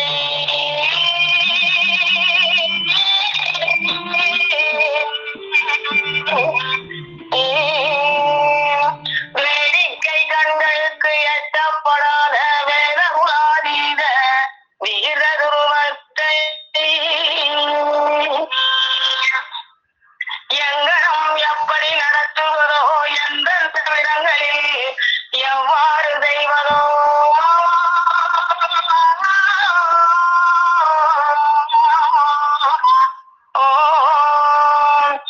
எங்கனும் விலைகளில் இருக்கின்ற காலம் செங்காவிரதத்தை செலுத்தலப்படியோ, இது எவ்வாறாக முடிந்து காண போகிறோமோ என்ற உள்ள கிடக்கையா அலைமோதி கொண்டிரான் என்ற பெரும் கவலையால் வாய் திண்டுரைக்க நாதழாதவர்களா கண்களில் ஊற்றெடுத்து திலகவிரானவர்களின் திருவடி நிறைய கட்டி புரண்டு கிடக்கும் நாயகம் அவர்கள் திரை பூண்டை மிதித்து விட்டானாதை போலவும் ஆழிய கடலிலே ஓடி திசை தப்பி போய் கரை காணாது நின்று மயங்கி தவிக்கும் கப்பலை போலவும் பிரகாசத்தினது வேகமும் பின்னிடும்படியான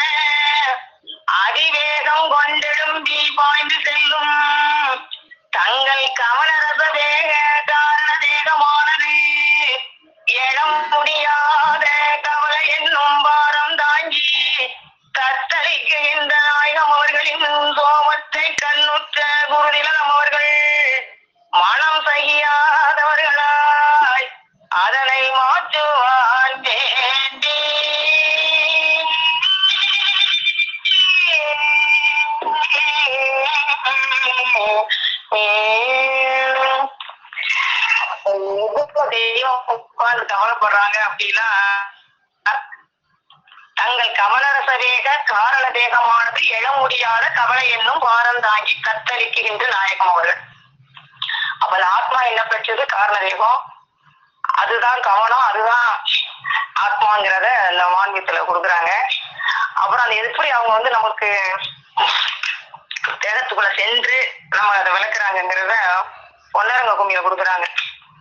யோக தேகம் தோல தேக துள்ளே செல்ல ஆகம வேத கலை கதீவ சாக கடவதன் தன்னை சாதித்தன சாவோலை அன்று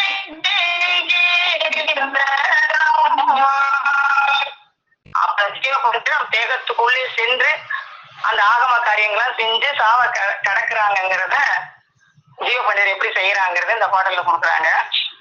அப்புறம் நான் நினைவென்ற ஆகாயத்துலதான் சொற்குலகம் கட்டுப்பட்டு இருக்கிறது. அதுல காலமெல்லாம் தீங்கியே வச்சுக்கிட்டு வந்தா உபரேசனம் இல்லை, அது ஒரே இடத்துல ஆகாயங்கிறது வெற்ற வெளியா இருக்கு. அதே மாதிரி நினைவில் இருந்தா எல்லாம் பிறக்குது. அப்ப ஜீவன் அவாவுடன் தாவுகின்ற செயலால் மனம் என்ற பெயர் பெறுகிறது. அப்ப ஜீவமா இருக்கையில அறிவா இருக்கு, மாணிக்கமா இருக்கு. அது தாவையில மனமாயிருது. இந்த மாதிரி போயிடும், கெட்டது செஞ்சு கெட்டனை வந்துருது. அதுக்கு தேடு உலகத்துல தெய்வம் அந்த அண்ட முகத்துல எப்படி வச்சிருக்கேங்கிறத, எப்படி ஆகுது, எப்படி போகுதுங்கிறத கொடுக்குறாங்க பாடல. அண்ட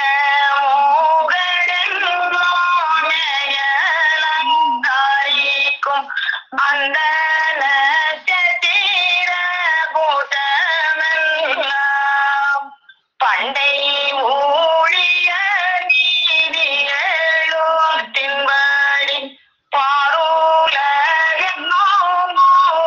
பாருலகின்ற பார பெருங்காலம் அது போரும் நிறை நேரம் அது கொண்டு கூறுகி நெருங்கி சென்று இது தெந்தீரையாதி திருமுகமே. திருமுகமா தெய்வம் சுருக்கி எசன்ஸ் அமைச்சிட்டாங்க. அண்டத்துல எல்லாமே இருக்கு. நட்சத்திர கூட்டங்கள் எல்லாம் ஒரு நாளைக்கு கூலி விதிப்படி முதிர போகுது. அதுக்குள்ள நீ தப்பிச்சுக்க, இதான் உலகத்தோட திருமுகம்ட்டாங்க. அது மாதிரி எப்படி அண்டத்துல இருக்கோ அது மாதிரி பிண்டத்துல அது நினைவுங்கிற ஆகாரத்துல அது முதுறதுக்குள்ள நம்ம தெய்வத்தை பிடிச்சி அவங்களோட கூடவே போகணும். எப்படி ஒரு கெட்ட தண்ணியில நல்ல தண்ணி ஊத்திக்கிட்டே இருந்தா அந்த கெட்ட தண்ணி கீழே போயிட்டு டம்ளர் பூரா நல்லது நிறைஞ்சிருக்கும். அது மாதிரி நம்மகிட்ட கெட்ட நினைவு கெட்டது இருந்தாலும் தெய்வத்துல வாக்கு அருள் வாக்க போட போட போட அந்த கெட்டதெல்லாம் போயிட்டு நல்லது வந்துடும் அப்படின்னு உத்தரவு பண்ணிருக்காங்க. இந்த வாக்கா எடுத்து கொடுத்தாங்க.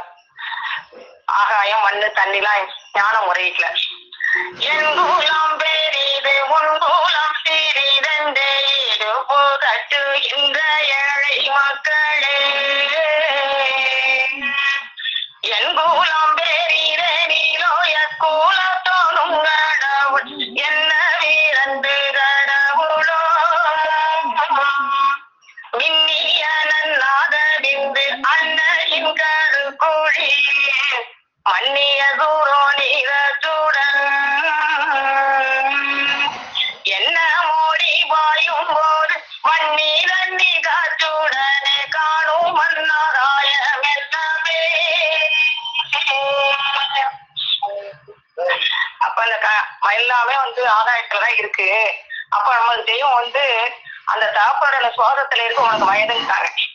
அதுக்கு மேல நீட்டுறது நீ தெய்வத்துல பற்றுல வச்சு அவங்க தவத்தை வாங்கினா நீ நீட்டிக்கலாம். 80 வயசு அருவி அந்த தாப்போடைய கிளை மாறையில பிறந்தா இத்தனை வயசுங்கிறத தெய்வம் கொடுத்துருக்காங்க. அது மாதிரி அந்த நாதகத்துல மண்ணு தண்ணி காற்று எல்லாம் போய் கலந்து வருது அப்படிங்கிறாங்க.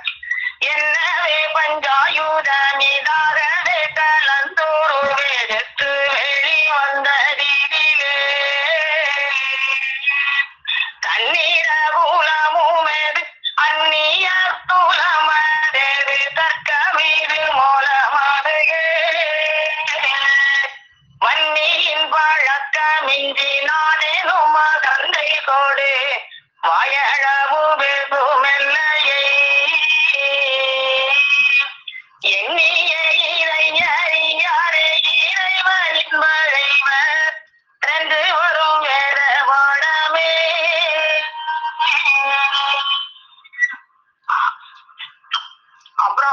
அவங்களுடைய உரையை கேட்க கேட்கதான் நம்ம உள்ளத்துல இருக்கிற பயம் அழுத்தம் எல்லாமே போயிட்டு நம்மளுக்கு ஒரு தெளிவுக்கு வர முடியும். அவங்க வாய்மொழிகள் ஆய்வது ஒன்றே உடைய வேலை.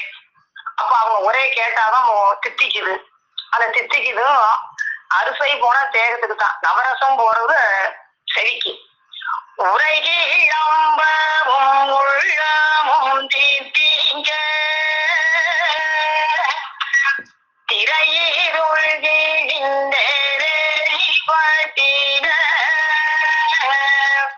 அரை தீரந்து அடி வஞ்சிலங்கீட அரை தீரந்து அடி வஞ்சிலங்கீட புறவு கண்டு தோழுதேழும் தோதுமா.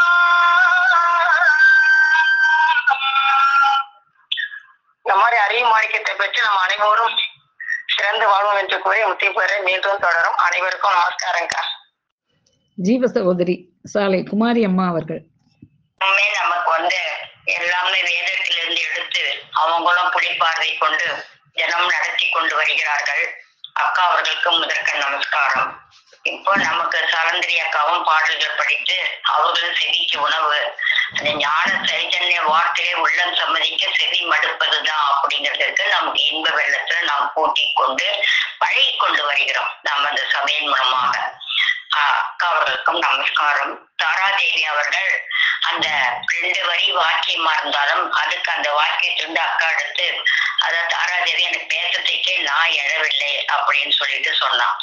அது போல நமக்கு தினமுமே அவங்க அந்த துணி மூலமாக தெய்வத்தினுடைய துணி மூலமாக எடுத்து நமக்கு ஓங்கார துணி வாக்கு விட்டினாலே பிறப்பிக்க செய்து வைத்த எங்கள் அத்தா மாதிரி அவர்கள் அந்த துணியை உயர்த்தி ஏற்றி தாழ்த்தி நமக்கு எல்லாம் அந்த செவி உணவை அளித்துக் கொண்டிருக்கிறார்கள்.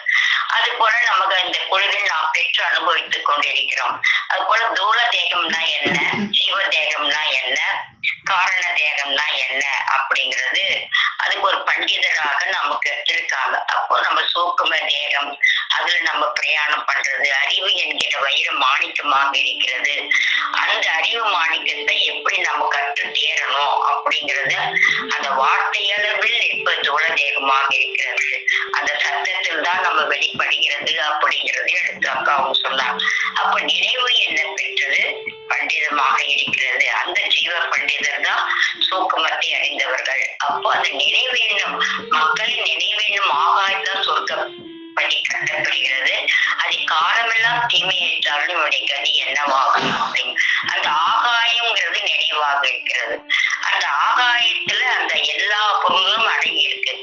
நம்ம அது இந்த நம்ம தீங்காகிய சைத்தான் கலந்தால் மனமாக இருக்கிறது. எல்லாம் அந்த ஜீவனுக்கு நமக்கு உலகத்தில் உள்ளவர்கள் என்னென்னத்தையோ பற்றி நுணுகி நுணுகி பேசுகிறார்கள். அவையெல்லாம் ஜீவனுக்கு வேண்ட பேச்சாகுமா? ஆகாது. தெய்வ சுருதி பிரான் நாவிலிருந்து வெளியாகும் பேச்சுதான் செயல் நிலை பேச்சு. அந்த பேச்சு பேசும்போதுதான் நாம் மனமாக இல்லாமல் அறிவாக இருக்கிறோம். அதுக்குதான் மெய்வழியிலே அறிவு முன்னும் மனப்பில் நடப்புதான் மெய்வழி. அதுக்கும் தெய்வம் அவர்கள் நமக்கு அக்காளுக்கு அந்த வாக்கியத்திலே சொல்லியிருந்தார். அது 32வது பக்கம் வாக்கியத்திலே அது எல்லாமே கொடுக்கிறார். தூள தேகத்து உழவுகளுக்கு செவிப்புலனில் அறிவிக்கிறது என்றால் ஜீவ தேகத்தில் இருட்குளமாய் இருக்கும் அசைவற்ற நினைவை. இப்போ நம்ம அசை மாடு ஒரு சாப்பிட்டோம்னா அசை போடுறது எங்க ஒரு ஓரமா உட்காந்து அசை போடும். நம்ம நினைவுல அசை போடுவோம். அதுதான் நமக்கு தூக்கத்தை கேட்டா கூட சொல்லக்கூடிய, தட்டி கேட்டாலும் சொல்லக்கூடிய ஒரு ஆளாக இருக்குன்னா தெய்வ திருவாக்க நாம அந்த வாய்மைக்குள் ஆய்விடுறது ஒன்றுதான் நம்ம வேலைய. அது நம்ம மனதில் வச்சு நினைவுல அசைவு போடுறதுதான் அந்த அசைவுக்கு கொண்டு வருது ஆத்மாவாக இருக்கிறது. அது வல்லவ லட்சணம் கூறவென்றால் வல்லவ லட்சணம் கூறவென்றால் 100-150 ஆண்டு காலம் ஒருவன் உயிரோடு இருந்தாலும் அவனுடைய நாற்றத்துக்கு விடாமல் பிடித்து வைத்திருக்கிறது. காரண நேரத்தில் நின்று விடும் அந்த ஆத்மா தான் ஜீவாவின் ஜலமானது வெளியாகும் போது உன் மூச்சு 64 அங்குலம் வெளியே பாய்கிறது.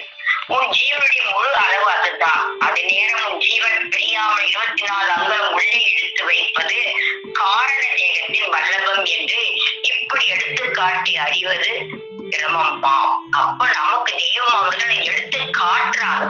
காட்டாதெல்லாம் காட்டி சிவம் காட்டி காட்டி தாமரையில காட்டுறாங்க. அதாவது வேத மாமரை வட்டப்பொட்டை திரைக்கு வருது நம்முடைய சாலை தமிழ். அந்த தமிழ் மூலமாக அந்த ஆத்மா இந்த தூரத்தை விட்டு பிரிந்த உடனே ஜீவகசப்பு இந்திரிய ஜலமானது வெளியாகும். இவன் உடலில் பெண்ணாற்றம் உண்டாகி அதை தன் வசப்படுத்தி உள்ளவர்களாகிய இந்த ஜீவ பூமிக்கு சாலைபதி அதிபதி அவர்கள். அப்பதான் தெய்வம் தான் அந்த பொருளை கொண்டு வந்திருக்காங்க, அவங்க கிட்டதான் இருக்கு, அதுதான் ஆசானாக இருக்காங்க அப்படிங்கிறதே. மனிதனுக்கு வரும் சாவுடைய கசப்பு நீச்சலம் வெளியாகாமல் சாவாவரை எல்லை கேட்டும் பிரதட்ச செயல் பெற்று விளங்குகின்றவர்கள் உலகத்தில் உள்ள எல்லா வேறுடைய உட்கருத்தும் இதுவே. இங்கே 67 ஜாதிகள் ஒன்று திரண்டு ஒரு குடும்பமாக இருக்கும் பல ஆயிரக்கணக்கான மக்களும் இதற்கு சாட்சி. அதுக்காக அந்த ஆத்மாவை பற்றி பேசுகிறதற்கு தனக்கு தோணாமலே ஆசையில் மூச்சானது ஓடிக்கொண்டிருக்கிற பாவ தேகத்தில் இந்த மனிதன் எம்மாத்திரம் அப்படின்னு அநியாய மரணத்தை கிழித்தெறியும் மெய்மத உறுப்பினரும் இந்த ஜீவ பூமியை உண்டு பண்ணியவர்களுமாகிய மெய்வழிசாலை ஆண்டவர் உத்தரவுக்கு இது அனுப்பப்படுகிறது அப்படின்னு தெய்வம் அவங்க அந்த எடுத்து எல்லாம் சொல்லி அதை அனுப்ப பெற்று இருக்கிறார்கள். அப்போ அந்த தெய்வ திருவாக்கிட்ட நீ எக்கோடி காலத்திற்கும் சாவாவரம் பெற வந்தவன் உன் சொந்த தூலம். நம்ம எக்கோடி காலத்திற்கும் சாவாவரம் பெற வந்தவன் உன் சொந்த தூலம்.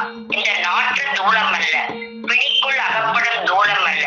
முடிவு நேரத்தில் வெளிநாட்டு வந்து அண்டுதே அது அந்த நித்திய தூளத்திற்கு இல்லை.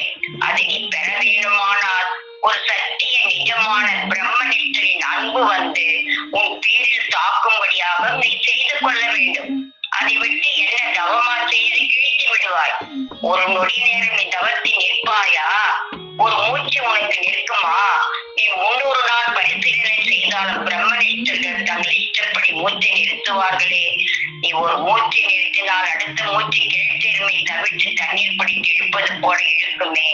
மூச்சடங்கும் இடத்திற்கு எவராலும் முடியாது இருப்பது இங்கு எளிதில் தம்பி. அந்த பவர் ஒரு பிரம்மனிஷ்ட கையில் தான் இருக்கிறது. அதை நீ நன்றாக பரிசீலனை செய்யலாம். தெய்வத்த அந்த கை யமன் கைய மடக்கமாக இருந்து அவர்கள் அதை நாம் தினமும் அந்த செவி வாயிலாக நாம் அருந்திக் கொண்டு நாம் தினமுமே அவர்களிடத்தை பழகி கொண்டு இருக்க வேண்டும்.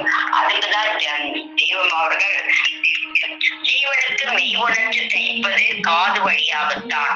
செவிச்சுவை உன் ஜீவனுக்கு உஷ்ணத்தையும் தேகத்தையும் கிளர்ச்சி உண்டாக்குகிறது.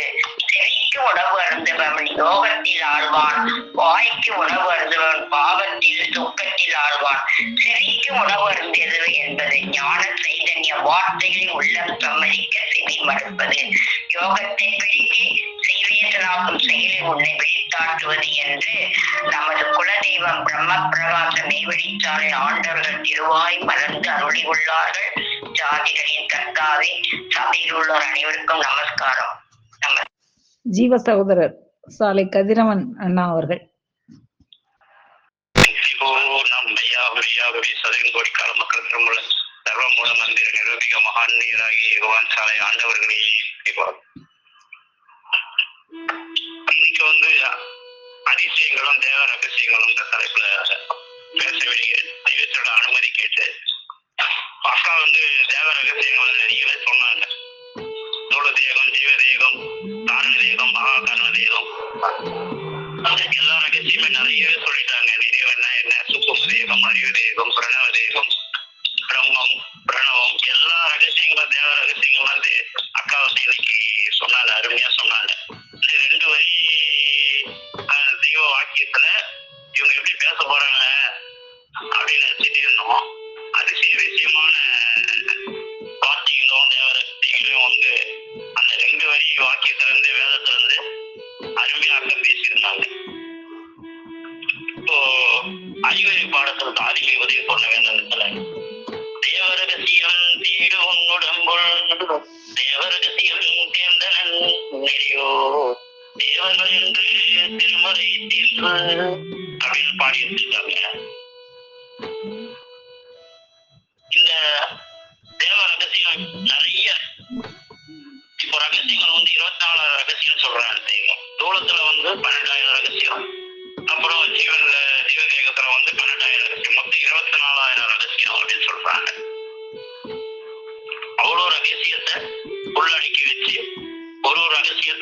வெளியாக்குறாங்க. நம்ம வேதம் படிக்கிறப்பையோ இதுல பழகி வரப்பையோ ஒவ்வொரு நாளும் வந்து ஒரு ஒரு ரகசியத்தை வெளியாக்குறாங்க. இப்ப கண் இமைக்கிறது அப்படின்னா அது ஒரு ரகசியம், மூக்கு சுவாசிக்கிறது அது ஒரு ரகசியம், வாசனை நுகர்றது நாத்தத்தை தெரிஞ்சுக்கிறது அது ஒரு ரகசியம், செவி வழியா கேட்கறது இறை ரகசியங்களை கேட்கறது இறை வார்த்தைகளை கேட்கறது அது ஒரு ரகசியம். பேசுறோம் அது ஒரு ரகசியம் தான். நினைவுல இருந்து அக்கா சொன்னாங்க, நினைவு நம்ம நினைச்சாதான் வார்த்தையா வெளிவரும் வாய் மூலியமா. அப்போ எங்க இருந்து அந்த நினைவு தேகத்துல இருந்து வார்த்தையா நம்ம நினைச்சு வார்த்தையா வெளிவருது அது ஒரு ரகசியம். இப்ப நம்ம தூரத்துல பாத்தீங்கன்னா ஒவ்வொரு ரகசியம் ஒரு ஒரு உறுப்புடும். இப்ப நம்ம ஃபார் எக்ஸாம்பிள் கை இருக்கு, இந்த 2 கை வந்து ஒரு நாளைக்கு எத்தனை வேலை செய்யுது அப்படின்னா நம்மளால கவுண்ட் பண்ணவே முடியாது. இது வந்து மிகப்பெரிய ரகசியம், ரகசியம். காலையில நைட் வரைக்கும் கவுண்டே பண்ண முடியாது நம்ம இந்த கை ஒரு நாளைக்கு எத்தனை வேலை செய்யுது. அதே மாதிரி இப்ப கால், நம்ம 2 கால நடக்கிறோம்னு நினைச்சிட்டு இருக்கோம், ஆனா நம்ம நடக்கிறது ஒரு காலில் தான். ஒரு காலை எடுத்து வச்சுதான் இன்னொரு காலை எடுத்து வச்சு. அப்போ வந்து ஒரு கால்ல தான் நடக்கிறோம், ஆனா நம்ம 2 கால் நினைச்சிட்டு இருக்கோம். 2 கால் தான் நம்ம எகிரி தான் கொஞ்சம் நடக்க முடியாது. அது மாதிரி நிறைய இருக்குது ரகசியம். இப்ப கைரேகை இருக்குது, கைரேகை நம்மளுக்கு இருக்கிற கைரேகை வந்து யாருக்குமே இருக்காது.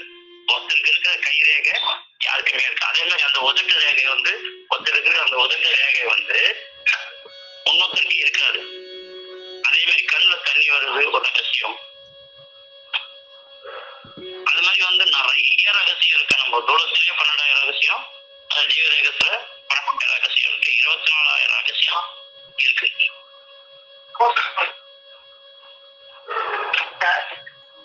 அப்புறம் அதிசயம், என்ன அதிசயம்? இப்போ ஒரு குழந்தை வந்து எக்ஸாம் எழுதிட்டு இருக்கு, ஒரு குழந்தை எக்ஸாம் எழுதிட்டு இருக்கு. எல்லாரும் வந்து எக்ஸாம்ல கிளாஸ்ல வகுப்பு எடுத்துட்டு இருக்காங்க அவங்க ஆசிரியர்கள்.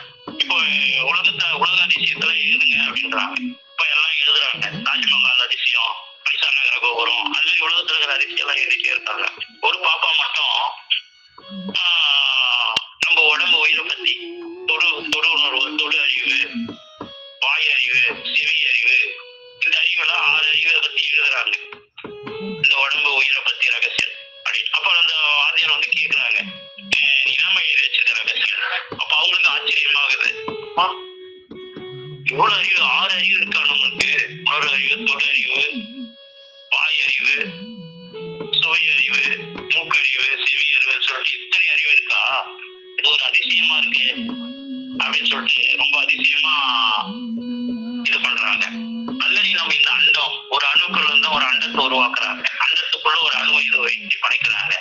அதுதான் எல்லாண்டு சொல்லுவாங்க தெய்வம் ஆன்மீகத்துல. அது மாதிரி வந்து இந்த பிரம்மாண்டம் சொன்னாங்க, ஆகாயம் தான் தாயா இருக்கு அப்படின்னு சொல்லிட்டு அந்த ஆகாயத்தை சுருட்டி நிறைவா எசன்ஸா வச்சு நம்ம போல வைக்கிறாங்க. அது எவ்வளவு பெரிய அதிசயம்.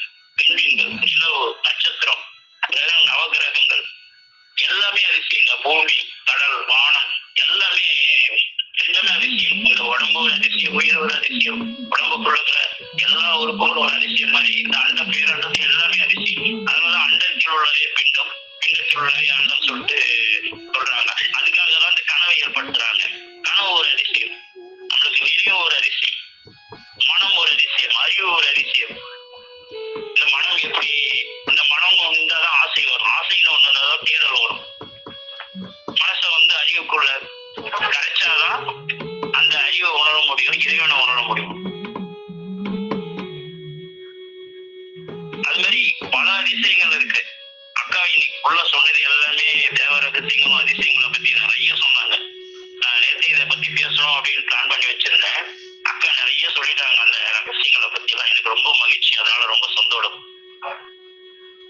நம்ம எதை பார்த்தாலும் இப்போ ஒரு உலகத்தை உருவாக்குறப்ப தெய்வம் என்ன பண்றாங்க, ஒரு 100 உருண்டையை உருவாக்குறாங்க உலகத்தை உருவாக்குறதுக்கு. அந்த ஒரு உருண்டையை தான் நம்ம இந்த உலகத்தை உருவாக்கிறாங்க. இது 99 உருண்டையை மிச்சம் வச்சிருக்காங்க. அதை எதுக்கு வச்சிருக்காங்கன்னா அடுத்த நித்திய உலகத்தை, ஒரு நித்திய உலகம் எப்படி இருக்கும் வருங்காலத்துல ரொம்ப அதிசயமா இருக்கும் அந்த நித்திய உலகம். அது மாதிரி ஒரு விண்மீன் மண்டலம் இருக்கு, ஒரு விண்மீன் மண்டலம் இது மாதிரி ஆயிரக்கணக்கான லட்சக்கணக்கான கோடிக்கணக்கான விண்மீன் மண்டலம் இருக்கு. நம்ம தெரிஞ்சது சாதாரணமா கொஞ்சம் தான் தெரியும், ஆனா அது நிறைய இருக்கு. நம்மளை சுத்தி வந்து பிரம்மாண்டமா அதிசயமும் நிறைய இருக்கு. நமக்குள்ள உடலுக்குள்ள ஒரு கல்லீரல் செய்யற வேலையை 1000 மிஷின் வச்சாலும் செய்ய முடியாது. ஒரு இதயம் செய்யற வேலையை செய்ய முடியாது. ஒரு நுரையீரல் செய்யற வேலை எதாலும் செய்ய முடியாது. இப்ப எல்லாமே உணவு நம்ம எடுத்து வாயில போடுறோம். உணவு வேணும் அப்படின்னா தண்ணி குடிக்கணும் குடிக்கணும். ஆனா இந்த ஒரு மூச்சு இருக்கு, இந்த மூச்சு பிரம்மாண்ட இந்த பிரபஞ்சத்துல மூச்சு இருக்கு, அது தானா வருது நம்ம மூக்கு கிட்ட, அது உள்ள போகுது. அந்த மூச்சு நிறுத்தம் என்ன ஆகும்? சுத்தி இந்த மூச்சு எப்படி கொடுக்குறாங்க? இந்த மூச்சு பிரச்சனை ஆனவங்க கொரோனா சமயத்துல அந்த மூச்சு விட முடியலன்றாங்க. இந்த பிரபஞ்சத்தை சுத்தி மூச்சு இருக்கான விட முடியலன்றாங்க. அப்போ இறைவன் அருள் இருந்தாதான் மூச்சு விட முடியும், மூச்சு இதை பண்ண முடியும். அது மாதிரி நிறைய தேவ ரகசியங்களும் அதிசயங்களும் கொட்டி கிடக்கு. நம்ம தெய்வம் இங்க மெய்மொழிக்குள்ள வரப்பதான் நிறைய ரகசியங்கள் எல்லாம் நம்மளால தெரிஞ்சுக்க முடியுது. இருக்கக்கூடிய 113வது வாக்கியத்துல உன் ரட்சிப்புக்குரிய தேவ ரகசிய செயலை இங்கு வாக்கியமாக இறக்கப்படுகிறது. அதை ஒரு செவியில் வாங்கி சிந்தித்து பிறரிடம் பேசுவது தவத்திற்கான எத்தனையோ மடங்கு அநிதமான உன்னதம் முடியாது என்ற உழவு கொடுக்குறாங்க. பேசுவதை கேட்டு சிந்திச்சு பேசு, பிறரிடம் பேசு, அதுவே போதும். அதே தவத்திற்கான எத்தனையோ மடங்கு அதிகமான உன்னதம் முடியும்னு சொல்லிடுறாங்க. நம்மளாலாம் தவம் பண்ண முடியாது, அதனால இந்த உழவு கொடுக்குறாங்க தெய்வம். நமக்காக தான் அவங்க நல்வளத்தில் வருவாங்க. நம்ம தவத்துக்கு போன உடனே சொல்லி ஒரு நொடி நேரம் நிமிட நேரம் கூட அவங்க வீணாக்காம எழுதி வேதத்தை எழுதிட்டே இருக்காங்க. பின்னாடி வரவங்க நம்மளை பார்க்க முடியாதுன்ற இயக்கம் அவங்களுக்கு வரும். அந்த இயக்கம் வரக்கூடாது, எப்படியாச்சும் இதை எழுதி வச்சு அதை தெரிஞ்சுக்கணும். அவங்க தெரிஞ்சுக்கிட்டு இந்த நிலையை அடையணும். இப்ப எம்மப்படை கூட இதுக்கு 22வது வாக்கியத்துல நன்மை பெறும் வார்த்தைகள், தேவரகசிய வார்த்தைகள், மூலமந்திர வார்த்தைகள் கோடி கோடியாக பேசி வருகிறோமே, அவை போய் இவன் உள்ளத்தில் படிந்து நன்மை பயக்கவில்லை என்றால் மனித ரூபத்தில் இருந்தாலும் அந்த ஜந்துக்களில் ஒன்றாகதான் இவன் இருக்கும். எல்லாத்தையும் சொல்லிடுறாங்க. நன்மை பெறும் வார்த்தைகள், தேவரகசிய வார்த்தைகள், மூலமந்திர வார்த்தைகள், இது போய் நமக்குள்ள ஒரு செயலை உண்டு பண்ணல. அதுக்கான ஆக்க வேலைகளை தெய்வத்தை படிஞ்சு உள்ளத்தை திருத்தி இந்த தூளத்தை அறிஞ்சு தெய்வ தெய்வத்தை அறிஞ்சு காரதேகமாக கண்ணதேகம் தெய்வத்து மூலமா இதெல்லாம் அறிய முடியல, எந்த செயலும் வரல அப்படின்னா ஜந்துக்குள் ஒன்றாகவே நம்ம இதெல்லாம் பிரிச்சு பார்க்க தெரியல அப்படின்னா நம்ம ஜந்துக்குள் ஒன்றாகவே ஆகிவிடும். அதுக்காக தான் தெய்வம் சொல்றாங்க. ஒவ்வொரு வாக்கியம், ஒவ்வொரு வரிகளும், ஒவ்வொரு எழுத்துக்களையும் தெய்வம் தேவ ரகசியங்களையும் அற்புதங்களையும் அதிசயங்களையும் பொதிச்சு வச்சிருக்காங்க. அதை நம்ம படிச்சு கற்று, மெய்கல்வி கற்று, சாக கல்வி கற்று பழகி வர தெய்வத்தை இறங்கி நடக்க அவங்க ஒட்டுதலோடு இருந்தா கட்டாயம் நம்மளுக்கு இது எல்லாமே புரிய வரும். இதுல எதனா பிழை இருப்பதையும் தெய்வத்தை மன்னிக்க வேண்டி கேட்டுக்கொள்கிறேன். அனைவருக்கும் நமஸ்காரம். நமஸ்காரக்கா. ஜீவ சகோதரி சாலை மேகலா அக்கா அவர்கள். ஆதியே துணை. நித்தியத்திற்காகவே படைத்த மனிதனை நித்தியனாக்க அந்த நித்திய இறைவனே நடமாடும் சொருவராக இக்கலிக்கரையில் திருமேனி தாங்கி இறங்கி வந்து நித்தியனாக வேண்டும் என்று இச்சைக்கு இறங்கிய மக்களுக்கு யமனழகா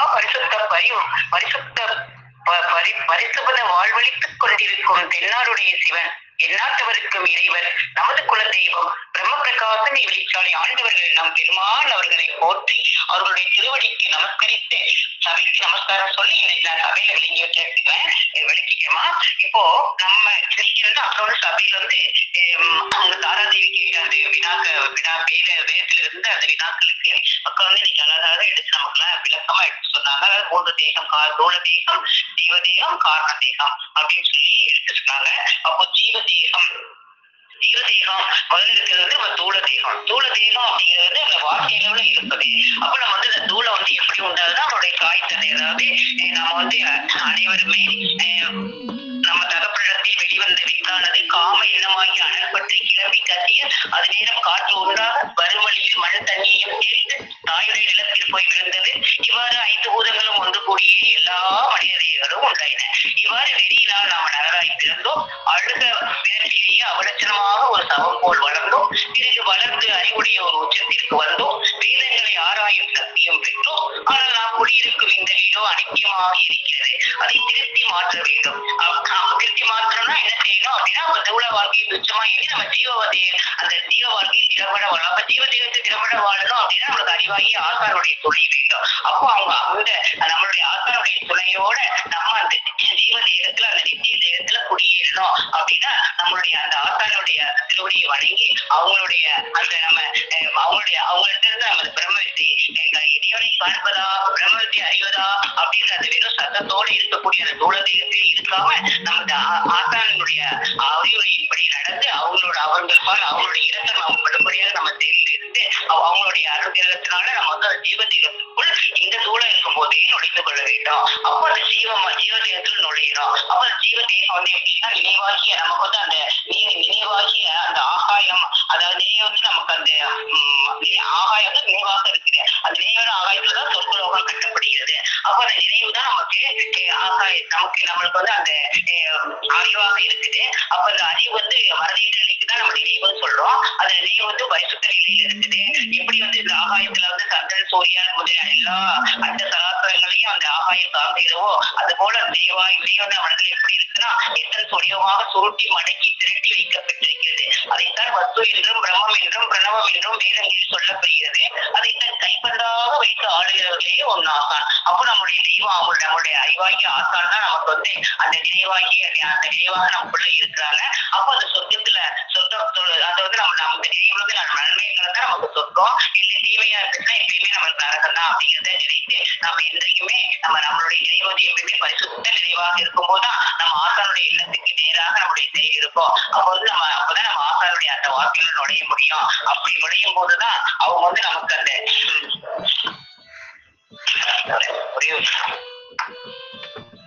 அவங்க நம்மளுக்கு அந்த மின்னல் கிரணமாகிய ஜீவதேகத்தை காட்டித் தருகிறவன் உனக்கு காட்டித் தருது பெரிய வண்ணம் நீ பெற்று அந்த ஜீவதேகத்துக்குள்ளே நாடோறும் நுழைந்து பழகுதே சன்மார்க்கம். இவ்வாறு அந்த ஜீவதேகத்துக்கு நம்மளை பழக்கி போவதற்கு நம்மளை பழக்கி கொடுக்கிறவங்க தான் நமக்கு வந்து நம்மளுடைய ஆசானாக இருக்கிறாங்க.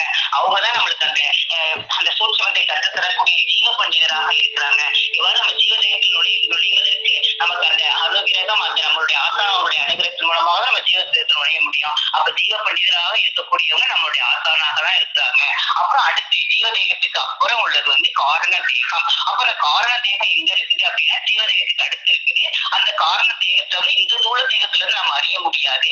அவன் நம்ம ஆசான் நம் பெருமான் நமக்கு அவங்கதான் கருணை உள்ள படைத்தவர்களாயிற்றே, தாயே மிக்கார கருணை உள்ளவங்களாயிற்றே. அவங்க வந்து நம்மளுக்கு வந்து இந்த தூளத்தை அவங்க குருவிட்ட பழகிறப்ப கூட அந்த தேவரகத்தை அறியணும்னா அந்த தூளத்தில இருந்து உன்னை ஜீவதேகத்தை ஏற்றி வைத்த பிறகே அதை சொல்ல முடியும் அப்படின்னு அவங்க ஆசான் அவங்களுக்கு சொன்னாங்க. ஆனா நம்ம குருபிரன் நம்ம பெருமான் நம் தாயும் மிக்கா கருணையுடைய நம்ம பெருமான் நம்மளுக்கு இந்த தூளதேகத்தில் இருக்கும் போதே அந்த காரண தேகத்துடைய வல்லபத்தினால் நமக்கு வேதங்கள் மூலமாக இறக்கி அருளி நம்ம எல்லாம் நம்ம அதை புரிந்து கொண்டு நாம் அந்த பேரின்ப வாழ்வை அடைவதற்கு நம்ம தெய்வம் நமக்கு ஒரு வள்ளல் பெருமானாக அவங்க வந்திருக்கிற அந்த காலம் நம்மளுக்கெல்லாம் பொற்காலமாக இருக்கக்கூடிய காலமாக இருக்குது. இதை அனைவரும் பயன்படுத்திக் கொள்ளுங்கோ அப்படின்னு அவங்க திருக்குறள் எடுத்து தினமும் நம்ம அழைத்துக் கொண்டே இருக்கிறாங்க. அப்படி நம்ம பெருமாள் அந்த தூளத்தேகத்தில் இருக்கும் போதே நமக்கு அந்த காரண தேகத்தை வந்து நம்ம புலன் மூலமாக அறிவிக்கிறாங்க. அதாவது அந்த இருக்குளமாக இருக்கிற அந்த இதுல அசைவற்ற நிலையை வந்து அசைவு கொண்டு வரணும். அதுதான் ஆத்மா. அது அந்த வல்லவம் அதனுடைய வல்லவம் எப்படி இருக்கும் அப்படின்னா நம்முள்ள இருக்கிற அந்த நாற்றமுள்ள பொருளை மனமாக்கி வைக்கும். 100 வயது இருந்தாலும் அந்த உயிரை பிடிச்சு வச்சிருக்கிறது அதுதான். அது வந்து 64 மூச்சு அங்க வெளியே போனாலும் அதை வந்து வெளியே பார்த்துதான் நம்மளுடைய மூச்சு சுவாசத்தின் அளவு அது நம்ம உள்ளுக்கு அது வந்து அதிகமாக வெளியேறாம நம்ம உயிரை பிடித்து நம்மளோட உடலை இழுத்து வச்சிருப்பது நம்ம ஆத்மாவா தான் இருக்குது. அப்படி பிடிச்சு வச்சிருப்பதுனாலதான் அந்த ஜீவ விட்டு வெளியேறாம பேனாற்றம் இல்லாம அந்த இந்தியை வந்து வெளியாகாம உள்ளடக்கி வைக்கின்ற அந்த சூட்சுமத்தை கற்று தருகிறதுனா நமக்கு வந்து ஞான பண்டிதராக இருக்காங்க. அப்ப நம்ம பெருமானா நம்மளுடைய ஞான பண்டிதராக இருக்காங்க. அப்ப நம்ம மனம் போன போக்கிலேயே போனா நம்ம ஆத்மாவுக்கு வந்து தீங்குதான் விளையும். அப்ப நம்மளுக்கு துணை நம்ம ஆத்மா. அந்த ஆத்மாவுக்கு நம்ம ஆசான் தான் அதுக்கு நம்ம ஆத்மாவுக்கு துணை அப்படிங்கிற ஒரு எண்ணத்துல நின்று அவர்கள் எண்ணம் ஓடுகின்ற அந்த பாதையிலே நம்ம எண்ணத்தையும் ஓட வைக்கணும். அப்போ ஆசான் அவர்கள் தெரியாகவும் பார்வைக்கு பார்வையாகவும் இருந்து உன் அறிவாகிய ஆசான் வந்து உன் நினைவு என்னும் ஆசனத்தில் அமரும் போதுதான் நீ பார்க்கிறாய் கேட்கிறாய் சகல கருவிகளும் ஓடுகிறது. அவர்கள் அதிலிருந்து விலகிவிட்டால் உனக்கு பேச்சு இல்லை, நினைவில்லை, பார்வை இல்லை. ஆகவே அவர்கள் தான் உன் ஜீவன் என்று தெரிகிறது அல்லவா? இவ்வாறு அவர்கள் இருக்கும் போது அவர்களுக்கு தெரியாமல் நீ எண்ணுவது பேசுவது முடியாது. ஆகவே உங்கள் ஜீவன் ஆசான் அவருடைய ஜீவனாகி ஆசான் அவருடைய எண்ணத்துக்கு நேராகவே உங்கள் நினைவு ஓடிக்கொண்டிருந்தால் அந்த மன பிசாசை நீக்கும் மருந்தாக அது இருந்து நம்ம எல்லோரையும் அந்த ஆபத்திலிருந்து காத்து அந்த உத்தியோகத்திற்கு அந்த பேரின்ப நாட்டிற்கு நம்ம எல்லாம் அழைத்து செல்லக்கூடிய பெருமானாக நம்ம இருப்பாங்க. அப்போ அந்த சிந்தையை வெளிப்படாமல் அதை உள்ளடக்கி வைத்து அந்த பரிசுத்த மனமாக அந்த சாவிங்கிற சாவை பேரின்ப மகிழ்ச்சி தரும் மனமாக ஆக்கணும்னா நம்ம மனம் நம்மளுடைய ஆசான் வாக்குல வேக வேண்டும். அப்போ ஆசான் மனம் நம்ம மனம் ஒன்றாக இருப்பதுவே நிச்சை. அப்படிப்பட்ட பெருமான் இந்த காலம் தான் நமக்கு பொற்காலமாக இருக்கிறது. அப்போ அந்த மெய்யை பெற்றவர்களா நம்மளாம் அதிர்ஷ்டசாலிகளாக இருக்கணும். அப்படின்னா நம்ம தெய்வம் நமக்கு இந்த வெறும் சத்தம், அதாவது வார்த்தைகளே இந்த தூள தேகத்துல அது கருவியாக இருந்த தூள தேகத்தை அந்த நினைவுக்கு கொண்டு அந்த நினைவை அசையை கொண்டு வருகிற ஆத்மாவாக இருந்து அதை கற்றுத்தருகிற பெருமானாக இருந்து நமக்கெல்லாம் அந்த ஜீவ பண்டிதர் ஞான பண்டிதராக இருந்து நம்ம எல்லாம் காத்து நம்முடைய தேகத்தை அந்த வெளிநாட்டு இல்லாமல் ஆக்கி அந்த பரிசுத்த பேரின்ப மனத்தை அளிக்கக்கூடிய பெருமானாக அந்த ஞான பண்டிதராக இருக்கிறாங்க. அப்ப தூளத்தில் உள்ள அந்த மாசெல்லாம் நீக்கப்படும் போது ஜீவனுக்கு எல்லோருடைய தேகத்துக்குள்ள அந்த ஜீவன் இருக்கிறாங்க அப்படிங்கிற நம்ம உணரும் போது அந்த வேற்றுமை மனப்பான்மை நீங்கி அந்த ஜீவ தேகத்தை அந்த கோடி சூரிய பிரகாச ஜீவனை கண்டு ஒன்றையே குல ஒருவனே தெய்வம் அப்படிங்கிற அந்த இறைவன் நமக்கு எல்லாம் ஒரே இறைவன் தான் அப்படிங்கிற நிறுவன சாட்சியோடு நமக்கு எல்லாம் கற்றுத்தரக்கூடிய ஜீவ பண்டிதராக இருந்து நம்ம எல்லாம் காக்கக்கூடிய ஞான பண்டிதராக இருக்கும். நம் பெருமானவர்களை தினமும் வணங்கி போற்றி அவங்களுடைய அந்த நம்மளுடைய இந்த உன்னத எண்ணத்தை எல்லைக்கு மாற்றி வைத்து நம்ம பெருமானை தினமும் மனதுருக வேண்டி வணங்கணும் அப்படிங்கிறத விளங்கி கொண்டேமா. நமஸ்காரமா. ஜீவ சகோதரி சாலை அமிர்தவல்லி அக்கா அவர்கள். திருவடி பணிந்து போற்றி. இன்னைக்கு சபையில அனைவருக்கும் நமஸ்காரம். இன்னைக்கு அந்த அக்கா கேட்டிருப்பது தூதத்தை அறிந்தவர் தேக பண்டிதர், சூக்மத்தை அறிந்தவர் ஜீவ பண்டிதர், காரண தேகத்தை அறிந்தவர் ஞான பண்டிதர். இதுக்கு ரொம்ப நுணுக்கமா நீங்க எல்லா தேவ ரகசியங்கள்லாம் அதுக்கு விரிவா எடுத்து சொல்லிட்டீங்கக்கா. தூத பண்டிதர் தான் இந்த தூதத்தை பத்தி அழிந்து கொண்டவர். தூதத்துக்கு எந்த சீக்கு வந்தாலும் அதை பார்க்கக்கூடியவரா இருக்காங்க. அதை பற்றி பாண்டித்யம் பெற்றவங்க தான் தூத பண்டிதர். அது தூத வார்த்தையாகவே நிற்பது தூத தேகம். தூத தேகம் அந்த வார்த்தையாக நம்மளுக்கு வரணும்னால நம்ம நினைவு அந்த வார்த்தை வெளியாகி அப்புறம் அது நம்மளுடைய துவனியா வருது. அதுக்கும் நம்மளுடைய நினைவு மூலமா வார்த்தை மூலமா வளர்த்தால அதை தூத பண்டிதர் அப்படின்றோம். தூத பண்டிதர் அது ஒரு நிமிஷம் இருந்தக்கா, இது ஏதோ இது வருது.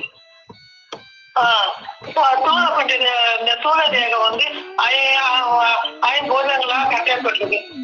மண்ணு தண்ணி காற்று ஆகாயம் இதெல்லாம் கட்டப்பட்டு தாய் தண்ணீர் சேர்த்துதான் நம்மளுக்கு தூள தேகம் வருது. ஆனா அதனோட அளவு அவ்வளவுதான். அது அந்த அளவுக்கு தான் அதனோட தேகத்துக்கு லட்சணம். ஆனா அதே அதுக்குள்ள இருக்கிற நினைவு ஆகாயம், அந்த ஆகாயம் தான் மக்களின் நினைவுகள் ஆகாயத்தில் தான் சொர்க்கலோகம் கட்டப்படுகிறது. அந்த ஆகாய வெளியே தான் சக சம்பத்தும் இருக்கிறது. அது காலமெல்லாம் தீமையா ஏற்று வந்தால் திரும்பின்றது என்னவாகும்? அந்த ஆகாயம் தான் நம்ம நினைவுல மடக்கி சுருக்கி திரட்டி நம் நினைவாக வைத்திருக்கிறது. நினைவு என்ன தொற்றது ஜீவதேகம். அந்த ஜீவதேகத்துல தான் தெய்வம் இந்த எல்லா பூமியை தாங்கி கொண்டிருக்கிறது. சந்திர சூரிய நட்சத்திரங்கள் எண்ணற்ற அந்த சராசரங்களும் அவற்றின் கனம் எல்லாத்தையும் ஒரு பாக்கத்தை தாங்கி நிற்கிறது. அது தன்னை தாங்கி விளையாட்டுறது ஆகாயமே. அது எசன்ஸோட சுருக்கி மடக்கி திருப்பி வைத்து பற்றி இருக்கிறது. அதைத்தான் வஸ்து என்றும் பிரம்மம் என்றும் பிரணவம் என்றும் வேதங்கள் சொல்லப்படுகிறது. அதை தன் கைப்பந்தாக வைத்து ஆளுகிறவர்களே உன் ஆசான். நம்ம ஆசான் தான் அந்த சூரிய சந்திர அதாவது எல்லாத்தையும் ஆண்டு அது கைப்பந்தாக எடுத்து ஞான பண்டிதாவும் அவங்கதான் இருக்காங்க. அவங்கதான் நம்மளுடைய நினைவா என்ன ஆகாயத்துதான் சொர்க்கலோகம் கட்டப்படுகிறது. ஆனா நம்மளுக்குதான் மறதியா இருக்கு. மறதி அற்றதுக்கு பெயர் நினைவு, அதுவே பரிசுத்த நிலைக்கு பெயர். மதத்தின் ஆகிய சைத்தான் கலந்தால் மனம் அவ்வாறு கலராவாது வாது. ஒரு தெய்வ ஆசானின் ஒரு ஒளி தீர்க்கு தோன்ற செய்வது நாட்டம் உள்ள சிற்றிக்குள் முற்று தோன்ற செய்வது போலாம். இங்க வருவது போல் மனவேது அறிவேது என்று இல்லாமல் எல்லாம் மனமாகத்தான் இருந்தது. அந்த மனதை மெல்ல மெல்ல மெய்யது உரிய காற்றி மாற்றுவது ஆசான் அவர்களின் வேலை. அந்த நம்ம மனதை அறிவா மாத்தி நம்மள சூக்ஷ்ம தேகத்துல ஏற்றி வைக்கிறது, அந்த ஜீவ தேகத்தை ஏற்றி வைக்கிறது நம்மளோட ஆசான். அவர்களும் பூர்ணமா சரணாகதி ஐக்கியம்னா அவங்களே நம்மளுக்காக அந்த மனதை சுத்தப்படுத்துறாங்க. ஏன்னா நம் நினைவு 5 ஒரு நேசத்தை வீடாக கொண்டு உள்ளது. அதை விட்டுவிட்ட ஆசான அருள் நமக்குள் நுழைய வேண்டும். அவரது அருளையே அருந்த வேண்டும். அதை சுதிசராக உன் சென்று ஜீரணமாகி ஒரு ரத்தத்துக்கு போய் கலக்க வேண்டும். அதே உன் பாவ நினைவை சஞ்சரிக்கிறது. பின் நினைவே அதுவாக மாறுகிறது. நினைவு மாறவும் தேகம் மாறுகிறது. நினைவு மாறவும் தேகம் மாறுகிறது. 17 கண்கள் வருகிறது.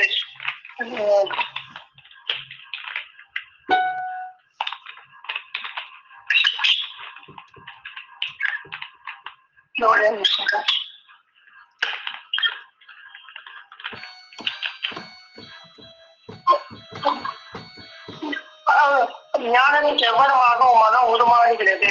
இவ்வாறு அதாவது ஒரு மனம் எல்லாவற்றையும் விட்டுவிட்டு ஆசான நேர் இலக்கில் நிற்க வேண்டும். அதுதான் ஞானம். அந்த ஞானத்துக்கு எவ்வளவா நம்ம மனம் உருமாறு வேணும்னா அவங்களோட ஆசா அவங்களோட வாய்மைக்கோடு ஆகி விடுவதுதான் உன் வேலை. இந்த சொத்து நம்மது. இங்க இருக்கிற அந்த பொன்னரங்கம் நமது மனைவி. பதிவுகள் இவள்தான் எனக்கு இருந்தால் ஞானத்திலே நீ வேண்டாவிடும். அது தானே உன் தொழில் துவசம் கட்டி ஏறிவிடும். சொத்து தன்னது என்ற எண்ணம் தீர்க்கமாக வந்தால் போதும். நம் தெய்வ தன்புரான அவருடைய திருவாக்கிய மௌனகாரை லோகம் நம் பெரிது ஒன்றுதான் என்ற எமது ஊக்கமும் துணிச்சலுமே நம்மை அந்த திருவுள்ளத்தின் வீட்டில் புகத்தாக்கியது. அவங்க தேவதேகத்தை அவங்க கேட்ட மாதத்தையே நுழைஞ்சு அவங்க அவங்களோட ஆசானை பின்பற்றி அந்த காரண தேகத்தை பெற்றாங்க. அந்த காரண தேகம் ஆத்மான்றது காரண தேகம். அந்த ஆத்மா அது அசைவற்ற நினைவை அசைவுக்கு கொண்டு வருவதுதான் ஆத்மா. அந்த ஆத்மா எல்லாரிடமும் யார் நமது எலும்புக்காரு ஜெயகாசத்துக்கு இருந்தாலும் மனிதனுக்கு ஆத்மாவுதான் மனிதர்கள் ஆத்மா தான் நம்மளுடைய சொர்க்கத்துக்கு கொண்டு போறது அந்த ஆத்மா தான். ஏன்னா நம்மளால வாக்கறிவு மனிதனுக்கு தந்ததுனால அந்த வாக்கறிவை கொண்டுதான் நம்மளால அந்த இறைவனுடைய சந்நிதிக்கு நம்மளால போக முடியும். அதுதான் அசைவுக்கு கொண்டு வருவது ஆத்மா.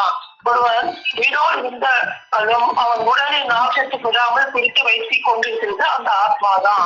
அந்த ஆத்மா இந்த தூரத்தை விட்டு பிரிந்த உடனே ஜீவகசத்து இந்திய ஜலமானது வெளியாகவும் இவன் உடல் பிறநாற்று உண்டாகி வருகிறது. அதைத்தான் வசப்படுத்தி உள்ளவர்களே இந்த ஜீவபூமி காரியப்பதி அதிபர் அவர்கள். மனிதனுக்கு வரும் சாவுடைய நேரத்தில் அந்த கசப்பு இந்திய ஜலம் வெளியாகாமல் சாவா வரும் எல்லைக்கு ஏற்றும் பிரத்யட்ச செயல் பெற்று விளங்குபவர்களே. உலகத்தில் உள்ள எல்லா வேதங்களுடைய உட்கருத்தும் இதுவே. இங்கே 65 ஜாதிகள் ஒன்று திரண்டு ஒரு குடும்பமா இருக்கிற 10,000கணக்கான மக்களே இதுக்கு சாட்சி. எல்லாரும் அந்த கடைசி நேரத்து கசப்பு ஜலம் வெளியாகாமல் பரிசுத்த பிரயாணம் ஆகுறாங்க. அது அந்த ஆத்மாவுடைய செயலாக தான் இருக்கிறது. அது காரண தேகத்துக்குதான் காரண தேசம் ஞான பண்டிதன் அவங்களுடைய சரணாகதியாகி அவங்களுடைய வாக்கு மேல நம்ம சவாரி செய்ய செய்ய அந்த மதியோட பூவனம் நமக்கு சொந்தமாகிறது. மனம் போன போனால் என்ன ஆத்மாவுக்கு என்ன வரும்? தீங்குதான் வரும். இப்படி போகாமல் நம்ம துணை நம்ம ஆத்மாவுக்கு துணை நம்ம ஆசாமி திருவாக்கு என்று அவரோட வாக்கு மேலேயே சவாரி செய்ய செய்ய இந்த மதியோட பூவனம் சுதந்திரமாகி விடும். அந்த மதியோட பூவனத்தை நம்ம எப்பவுமே ஏற்றி கொண்டிருக்கிறார்கள் நம்ம சைவ மதத்தில் என்று கூறி புத்தி பேருக மீண்டும் மீண்டும் தொடரும். நமஸ்காரம் மக்கள். ஜீவ சகோதரர் சாலை இளங்கோ தேவர் அண்ணா அவர்கள். ஒரே ஒரு வாக்கியம் மட்டும் சொல்லான்னு இருக்கேன். ஒரு வாக்கியம் மட்டும் சொல்றேன்ப்பா. கேக்குதாக்கா? கேக்குதா? சொல்லுங்க. திருமஞான ஆளுமத வாக்கியம்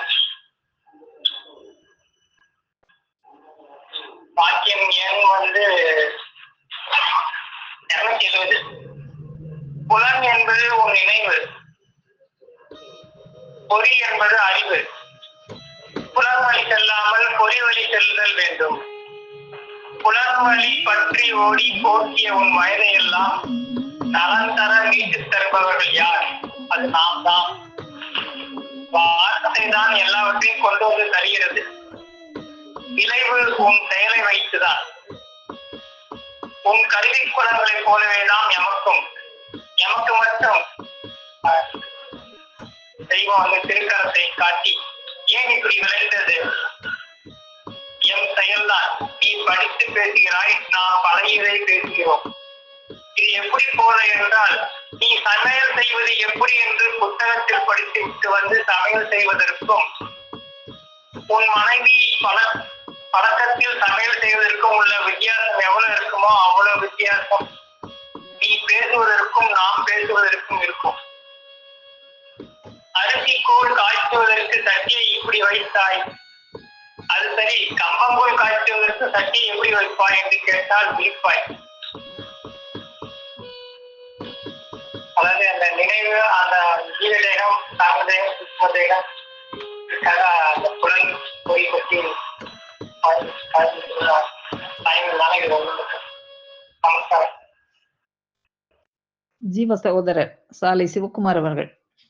நீங்க பகிர்ந்து கொண்டது தூள தேகத்தை அறிந்தவர் தேக பண்டிதர், ஜீவ தேகத்தை அறிந்தவர் ஜீவ பண்டிதர், காரண தேகத்தை அறிந்தவர் ஞான பண்டிதர். அப்போ இப்படி இருக்கிறப்போ அந்த அக்கா சொன்ன மாதிரி அந்த ஞான முறையில கூட உன் கூலம் பெரிது என் கூலம் பெரிது என்று இடுப்பு கட்டி என்ற இழலை மக்களே, அந்த வன்னி தண்ணி காற்றுடனே காணும் மையா காணும் மையா காணும் என்ன தேகம் என்ன. அப்போ இந்த தேகமானது எப்படி உருவாகி வெளியே வந்ததுன்றது தெய்வம் நம்மளுக்கு வெளியாக்கி அந்த தேகத்துக்குள்ள என்னென்ன இருக்குதுன்னு சொல்லிட்டு அந்த பாரு ரகசியத்தை நம்ம தெய்வமார்கள் விளக்கி சொல்றாங்க.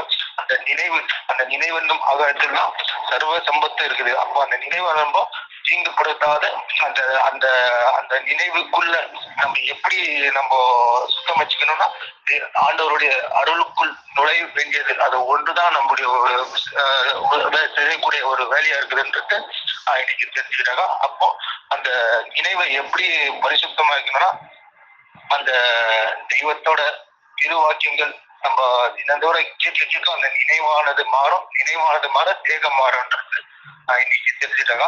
சிறப்பு சபை சிறப்பு. அக்கா எல்லோருக்கும் நமஸ்காரம். தெய்வ திருவாக்கியங்களால் சபையை அலங்கரித்த ஜீவ சகோதர சகோதரிகள் அனைவருக்கும் எனது அன்பான நன்றி கலந்த நமஸ்காரம்.